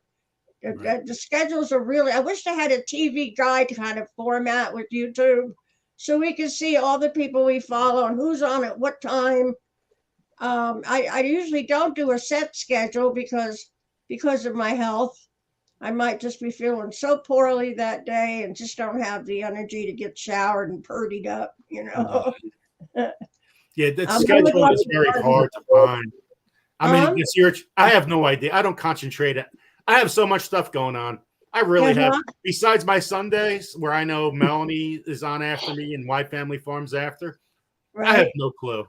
And I know Scott Rambling with the Brums is on Thursday. Right. And otherwise, I just go click on who's on live, and I go, okay, let me click on that. Let me go on live, click on that. And Well, there's certain channels that are very consistent, like Knit, Pearl, and Squirrel with Granny D. mhm. She's every Monday, Wednesdays, Fridays at 5, live at 5, and tea at 3 on the weekends. So that consistency is amazing because no matter where I am, I can go, oh, Granny D's coming on. And we all do that. Yep. I met a lot of wonderful folks through Granny D. But again, this community is amazing. I don't know if I'll be able to garden this year, Joe. I always love gardening. I even bought a rototiller because I'm not able to dig a hole anymore. But I tried to use the rototiller on my own, and even that was too much for me. I mean, I suffer with back issues and arthritis and, old folks stuff. Well, see, that was the purpose of our host today with hydroponics, because it's so simple. And what Juliana's doing in front of her yard on the porch, so simple. It's easy. It's so simple. You have to go check out or go back and watch it. We would go to Mike's channel and you can learn how to do some really simple stuff, and you can start out really inexpensively and go. Okay. You can go as crazy as you want with it, or you can just keep it very much an old milk jug and just put a pool noodle in it and some nutrients, and you can grow a plant right in it. I could do that. And for like a month, you don't have to do anything to it. You don't have to worry about the nutrient levels or anything until it's big enough to actually do something. So it's definitely there. Go check out his channel and see what you can do. And if get on his Facebook page, Mike can help you. He's excellent at helping and teaching and troubleshooting and everything in his community too. So I'll have to watch the replay. I did watch him live, but I forgot his channel name. Yeah, keep on growing. Keep on growing. I can remember that. Keep on growing. And that's going to be thank you so much.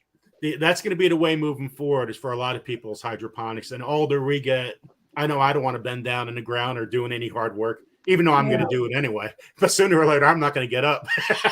I do both. I'm just saying, I like it. So, there's room for both. And when you can't do anything else, you just do that. So. Yeah, I used to be pretty good at it, and I love my Jersey tomatoes. I sure do. And I want to do Jersey tomatoes here, of course. I'm in North Carolina now. I transplanted out of Jersey in 2009. Never looked back. Like I said, the only things I miss are Taylorham and Jersey Shore, and I got one friend that's still alive in New Jersey. The people down here are so friendly. I had my cart full. I had the little riding cart, at Food Lion. And I saw a nice lady walking by. I could see that I was in a lot of pain and struggling. And she just started loading the stuff out of the cart in the back of my pickup truck. I couldn't thank her enough. They don't do that in New Jersey. Not in North Jersey. They'll kick dirt at you as you walk by, most of them. What? No. What you talking about? What do you shut up your face? What? No. Hey. What you talking about? Shut up your face. And what's the other thing? Forget about it. Forget about it. Well, hey, Christy, yo, what's up? My ex-husband is from Jersey City. He sounded like a mafia guy. He sounded like a gangster with that accent. We don't talk about Bruno. Shh, no. Christy, thank you so much for coming on. I appreciate it. Thank you for having me, Joe. It was so nice to talk to you. It was nice to talk to you. I'll be glad to come back anytime now that I got this techno stuff figured out. Awesome. God bless you, Joe. Thank you for so much. What you do for the community is amazing. And Juliana, it was nice to meet you, dear. It's nice to see you too, dear. You have a blessed rest of the day, and I'll be watching. Awesome. Thank you. Thank you. Me now. Thank you. Hope you guys like that in a little quick interview, talk, a chat, whatever you want to talk about it. I think that worked out great.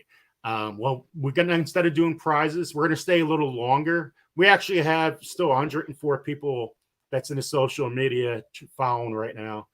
83 people on YouTube.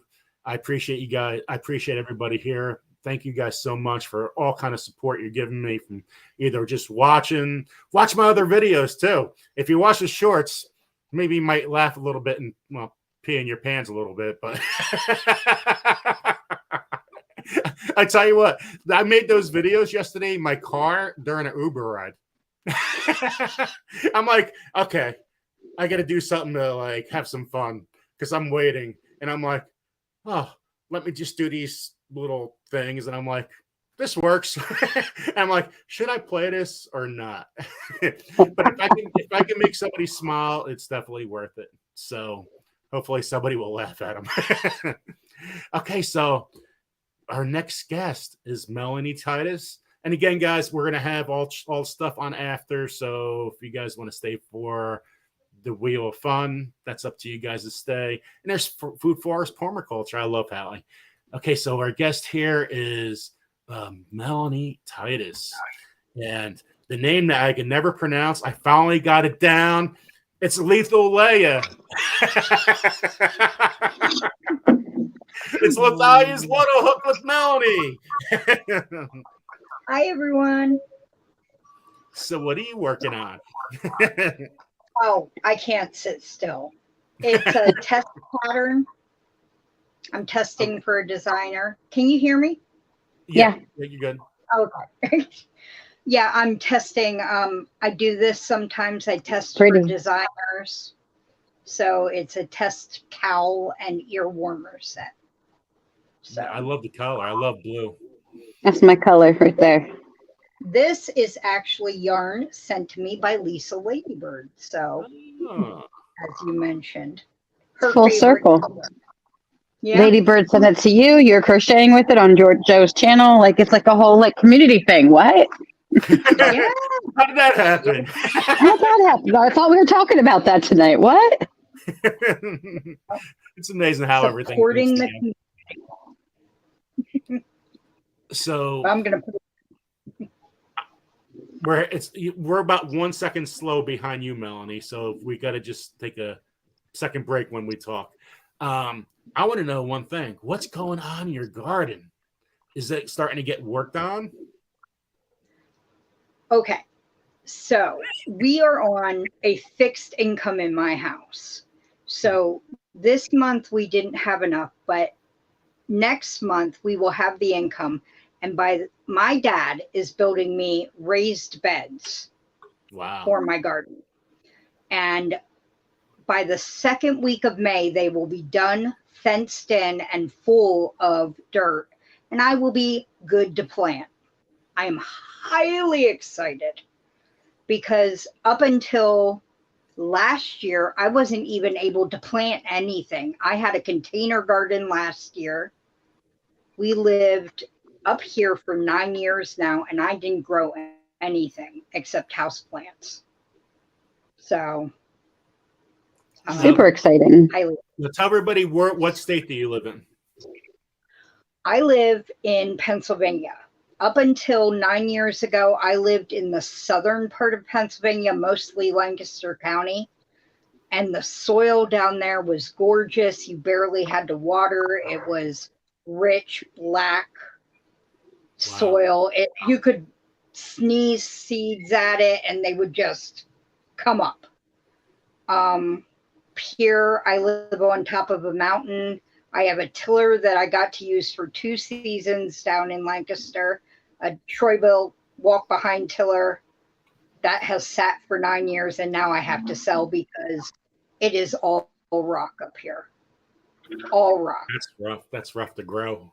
So, that's really rough. Hydroponics, Melanie. So, you got to try hydroponics. I am highly excited about that and the idea behind it. I will admit, I gardened in Lancaster, but I really have no knowledge about anything except open the pack of seeds, kind of read the spacing on it, put it in the ground, and hope it comes up. That's it. That's my extent of knowledge of gardening. Mm-hmm. So YouTube, the channels, I am learning so much. And I joined the global gardening and homesteading community this year. Mm-hmm. And I'm highly excited. And I also joined the hashtag gardening homesteading skills. And I'm on team Will It Grow? So I really want those beds to come soon so I can start planting things. So you and we're enemies. I'm on Team Wilson. I wouldn't say enemies. I wouldn't say enemies, but we're not working together here. Competition, not enemies. Competition. Yeah, Hey, I'm competing. You're I'm going into to this. be I'm on competing. you're going to be on the podium here, and I'm going to be on the I never get the camera right. You're going to be on this podium, this one. No, wait, this one. I'm going to be on this one up here, waving down at your team. Well, you know, they have a fishing rodeo, right? So I plan to catch a whale. Well, I did used to fish, and you know, I live near Pine Creek. I live up where the Pennsylvania Grand Canyon is. Yeah. I would admit, don't bother going to visit. But they have a fishing tournament here every year, and they tag the fish they release. And one of them's worth $2,000 if you catch the right tagged fish. Boom. Maybe Wow. I'll enter. I guess I have to have get a to fishing license and some gear. You definitely have to. I have outfished my husband for years using hot dogs and corn kernels from a can. Just FYI, you don't need all the expensive bait. I've been in the ocean and caught more stuff with hot dogs and corn than all their expensive bait from the live bait shop. Just that's my advice to you. I have not fished since I was 15, so I mean, I would probably like hook the tree behind me before I would get the, into the water, but no, I just enjoy being outside. And then it was 80 yesterday and it was raining ice today. So, Yeah, I read that in the internet that Western Pennsylvania was snowing and ice and stuff like that. I'm like, wow, that's crazy. Yeah. We're like smack dab in central PA at the very top. We're a half hour below the New York border. So, yeah, I just wanted to stop being winter for good because, 80 would mean spring or summer. And, then I can plant something outside. Something. We didn't have snow once in Jersey this year. Not once. Not once. Maybe a couple snow flares. That was about it. But South Jersey did. South Jersey did. My mom had snow at her house quite a couple of times. They didn't have it once where I live, or down the shore, or in Jackson. Yeah. Well, you're close to the ocean too, though, so that helps. That's part of it. Yeah. Yeah. It must have been. They must have got hit down. If they did get hit, it had to be like less than a quarter of an inch, or not even that. It might have just snowed and melted because it was really warm this fall. I'm afraid about all the bug pressure and mosquitoes and all that kind of stuff this year. It's going to be insane. It's going to be crazy. Now, do you have any of those Chinese lantern flies where you live? They have not made it this far north yet. Now, my bio dad lives down in Dauphin County, and he said last year they were inundated with them. So I'm just hoping they don't move north. I don't want them because we live in a state forest. Oh, wow. Yeah, we literally get deer, wild turkey, bald eagles. We are told they're a rattlesnake, but I have yet to see one, thank goodness. And we had a black bear through our yard last year. We are in the state forest. I cannot imagine, because they're never going to get them out if they come. So I tell you what, if you're in that state forest, you got to bring a bucket and get some of that soil over there and plant some of your vegetables with that soil because that is going to be very fertile. You know, I can't even imagine all those leaves coming down all those years. Well, Mhm. yeah, we have 6 1/3 acres, and part of it's meadow, part of it is protected wetland, and part of it is forested. And when I walk through the forested area, it's always covered with the leaf, the fallen leaves and pine needles and everything. And then part of the meadow is huckleberry. It's just huckleberry and ferns. And I'm thinking of picking the huckleberries this year. Yeah, they're delicious. You probably have very acidic soil where the huckleberries are. Just something to keep in mind when you plant things. Yeah, well, I'm not planting there, but I was just like, I never thought to pick them, but I learned to can last year, and I'm like, so many things I could make now. Yep. So. Now, last question, Melanie, because it's already 9:10. You believe that, Julianne? It's 9:10. Oh, wow. It's time flies when you're having fun. Yeah, I mean, I could go for another couple hours. Maybe I should have been a radio host and actually went to school for it, because this time it's really fun. Everybody would tune into your shows. Who knows what it could be about? So, okay, you might get a crack out of this. So I'm reminiscing because I'm renewing my vows on 8/8, right? Because we got married 8/8. And so I was like, oh, let me rehash things, because I was Ubering, and where I got engaged was on the beach, and I made a big heart thing, and it was at night, so everything was lit up, and we had next to our place there was a park, and I never really noticed what the park was. Well, the park's name was Hancock Park. Where I got engaged was Sandy Hook, which is the nude beach. Well, part of it's the nude beach. And so I was like, oh, I got engaged at Hancock Park at the nude beach. See, you never know what's going to come out of my mouth. Yeah, I was going to say, the FCC might have some rules if you want to be on the radio, Joe. Just saying, like. And as Lisa Ladybird would say, this is not that kind of channel, Joe. Hey, I'm just throwing it like it is. I think I told him that today too. Like, we're not that kind of show. We're moving on with the Peter Peppers and the hydroponics and the not that kind of show, Joe. And so reminiscing with Juliana, I was thinking about when you go to the nude beach, they have a park a lot, and I was thinking about putting a whole bunch of Peter Pepper plants before, because you got to pace. And on the ground, so anytime you go there, you see a Peter Pepper plant. Just be careful how you say that. You're reminiscing with me about a nude beach, Joe. Like, I don't want the internet to hear that. That is not no. That's true. So, we have never met in real life, Mom. If you're watching this, Mom, no, I've never met him. I've never been to a nude beach. Not with Joe. Not with anyone, Mom. If you're out there.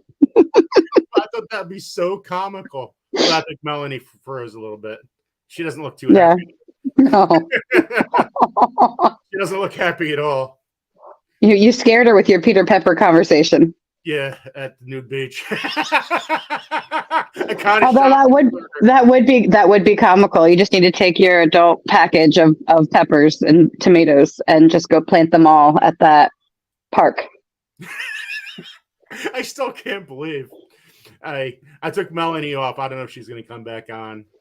But she's totally frozen. I still can't believe I did that. Hey, it's Nude Gardening Day on May 6th. Maybe I might do something kind of crazy. You made promises last year and didn't keep them. I'm just saying. No. Well, yeah, that's true. I made a lot of promises last summer to do a lot of things. All right, where's the wheel seeds? Seeds. Shuffle. Let's go wheel seeds. You guys are all waiting. Okay. That's what we're all here for. Seeds. I did it for you. Seeds. There we go. Fat finger. Good luck, everyone. Good luck. I love the poll. Thank you guys for staying on so long. I appreciate it. Ooh, Michelle won again. Michelle, let me know what kind of seeds do you want. Let's get these really fast. Let's go.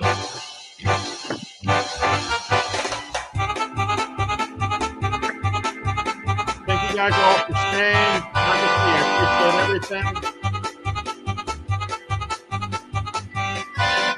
Please get some seeds out there. The Stock Explorer. That is Nora. And Joe Spelling. You know what's funny is when I have my fat fingers, it's usually the stock exploded. I actually spelled it right there. I can't believe it. Okay, so congratulations, Nora, the Stock Explorer. So Oh, it's not. She doesn't spell it like the word explorer. I don't know how to spell anything. I was like, I don't think I ever noticed it was misspelled. I don't know. But anyway, squirrel, seeds, spin it, do it. Seeds. More seeds. More seeds. I'm going to bed. I'm not going to bed. So we got Michelle one again, the Stock Explorer.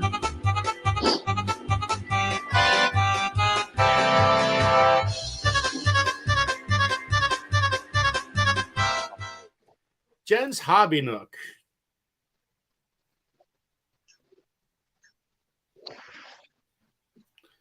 Let's do another thing of seeds. So congratulations, Jen's Hobby Nook.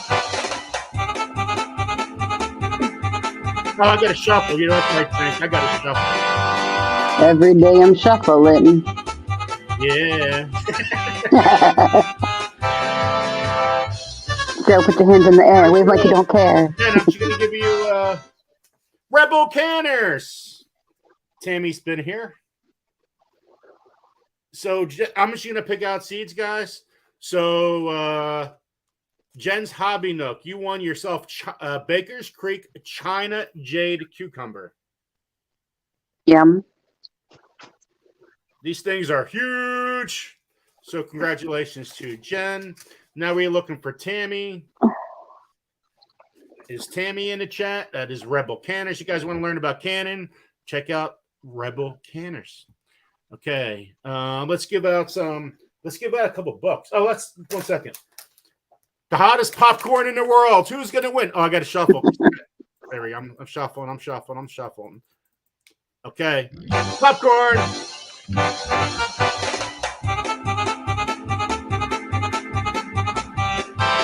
There it is. The Cornferno.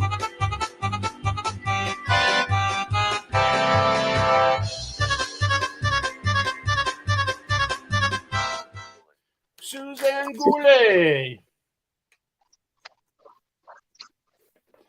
And Rebel Canners, you won yourself some pumpkin spice jalapeno.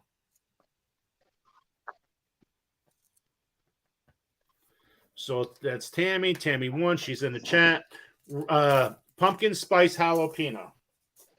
And we are looking for Suzanne Goulet. And there she is. She is here.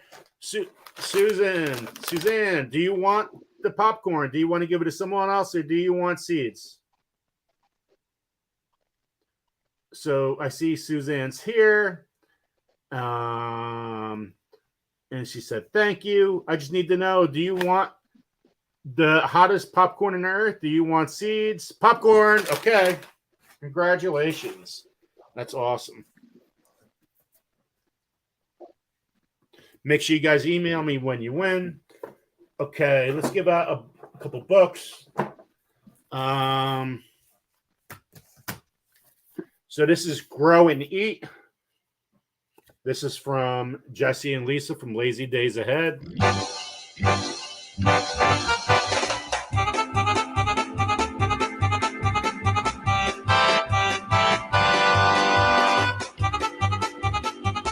It looks like this Operation Capsaicin.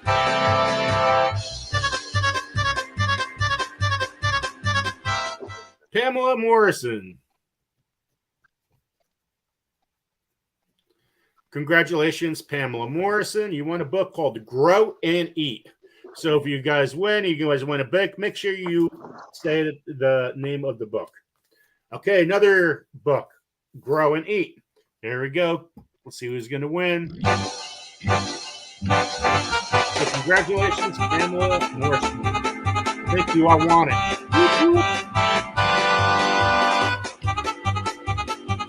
Congratulations, Pamela. The next winner is Grow and Wheat.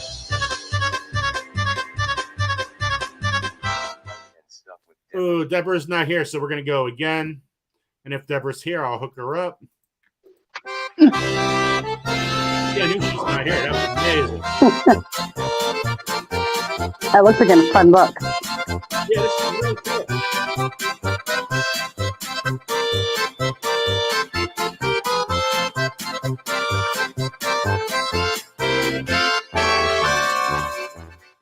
Oh, it's her day, Michelle. Michelle, where are you, Michelle? I'll tell you what, she won one. She was here, but she left the chat. She must be sleeping. Okay. Now I've been guilty of that before. This is awesome. I really like this. So fresh from the garden, but not from the garden. So let me shuffle. Oop, did I just see Michelle? 1 second. Oh no. That was a different Michelle. Okay. Fresh from the garden. That's what the book is named.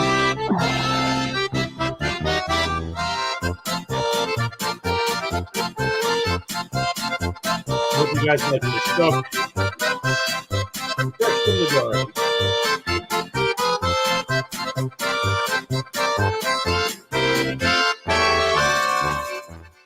Yossi. I don't think Yoshi's going to yarn. I don't know if he's here, but congratulations to Yossi. Let's give another one of these away. Here we go. We're going to stay about 2 more minutes, guys. 2 more minutes.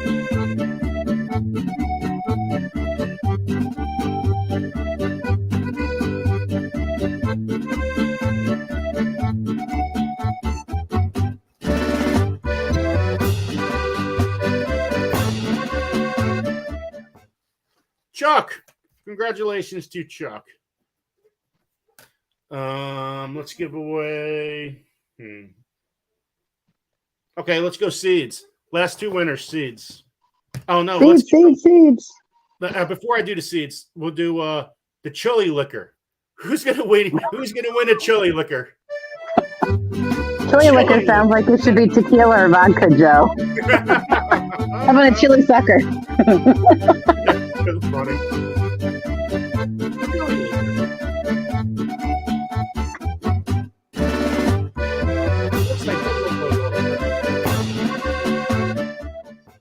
Lisa Allison.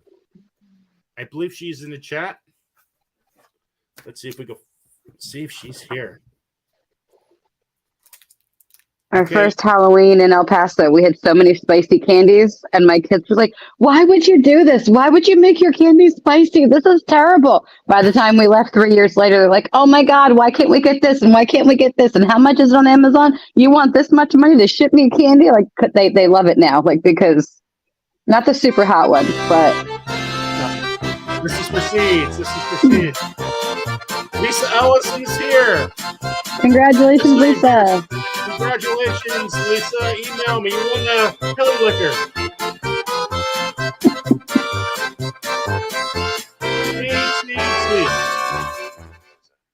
Congratulations to Jimmy. If Jimmy, you're here, he's a member still. He hasn't been here in a while, but he's a member. That you're a member, you automatically go on the wheel.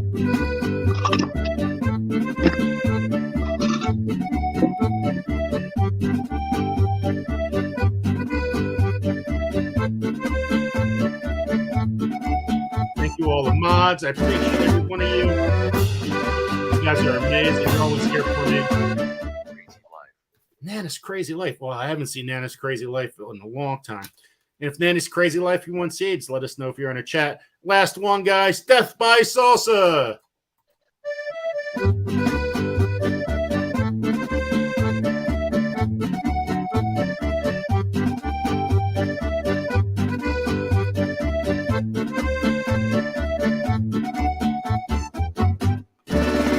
Michelle, I don't have a thing set up for a drop. You just feel free to share what you need. John Brinkworth.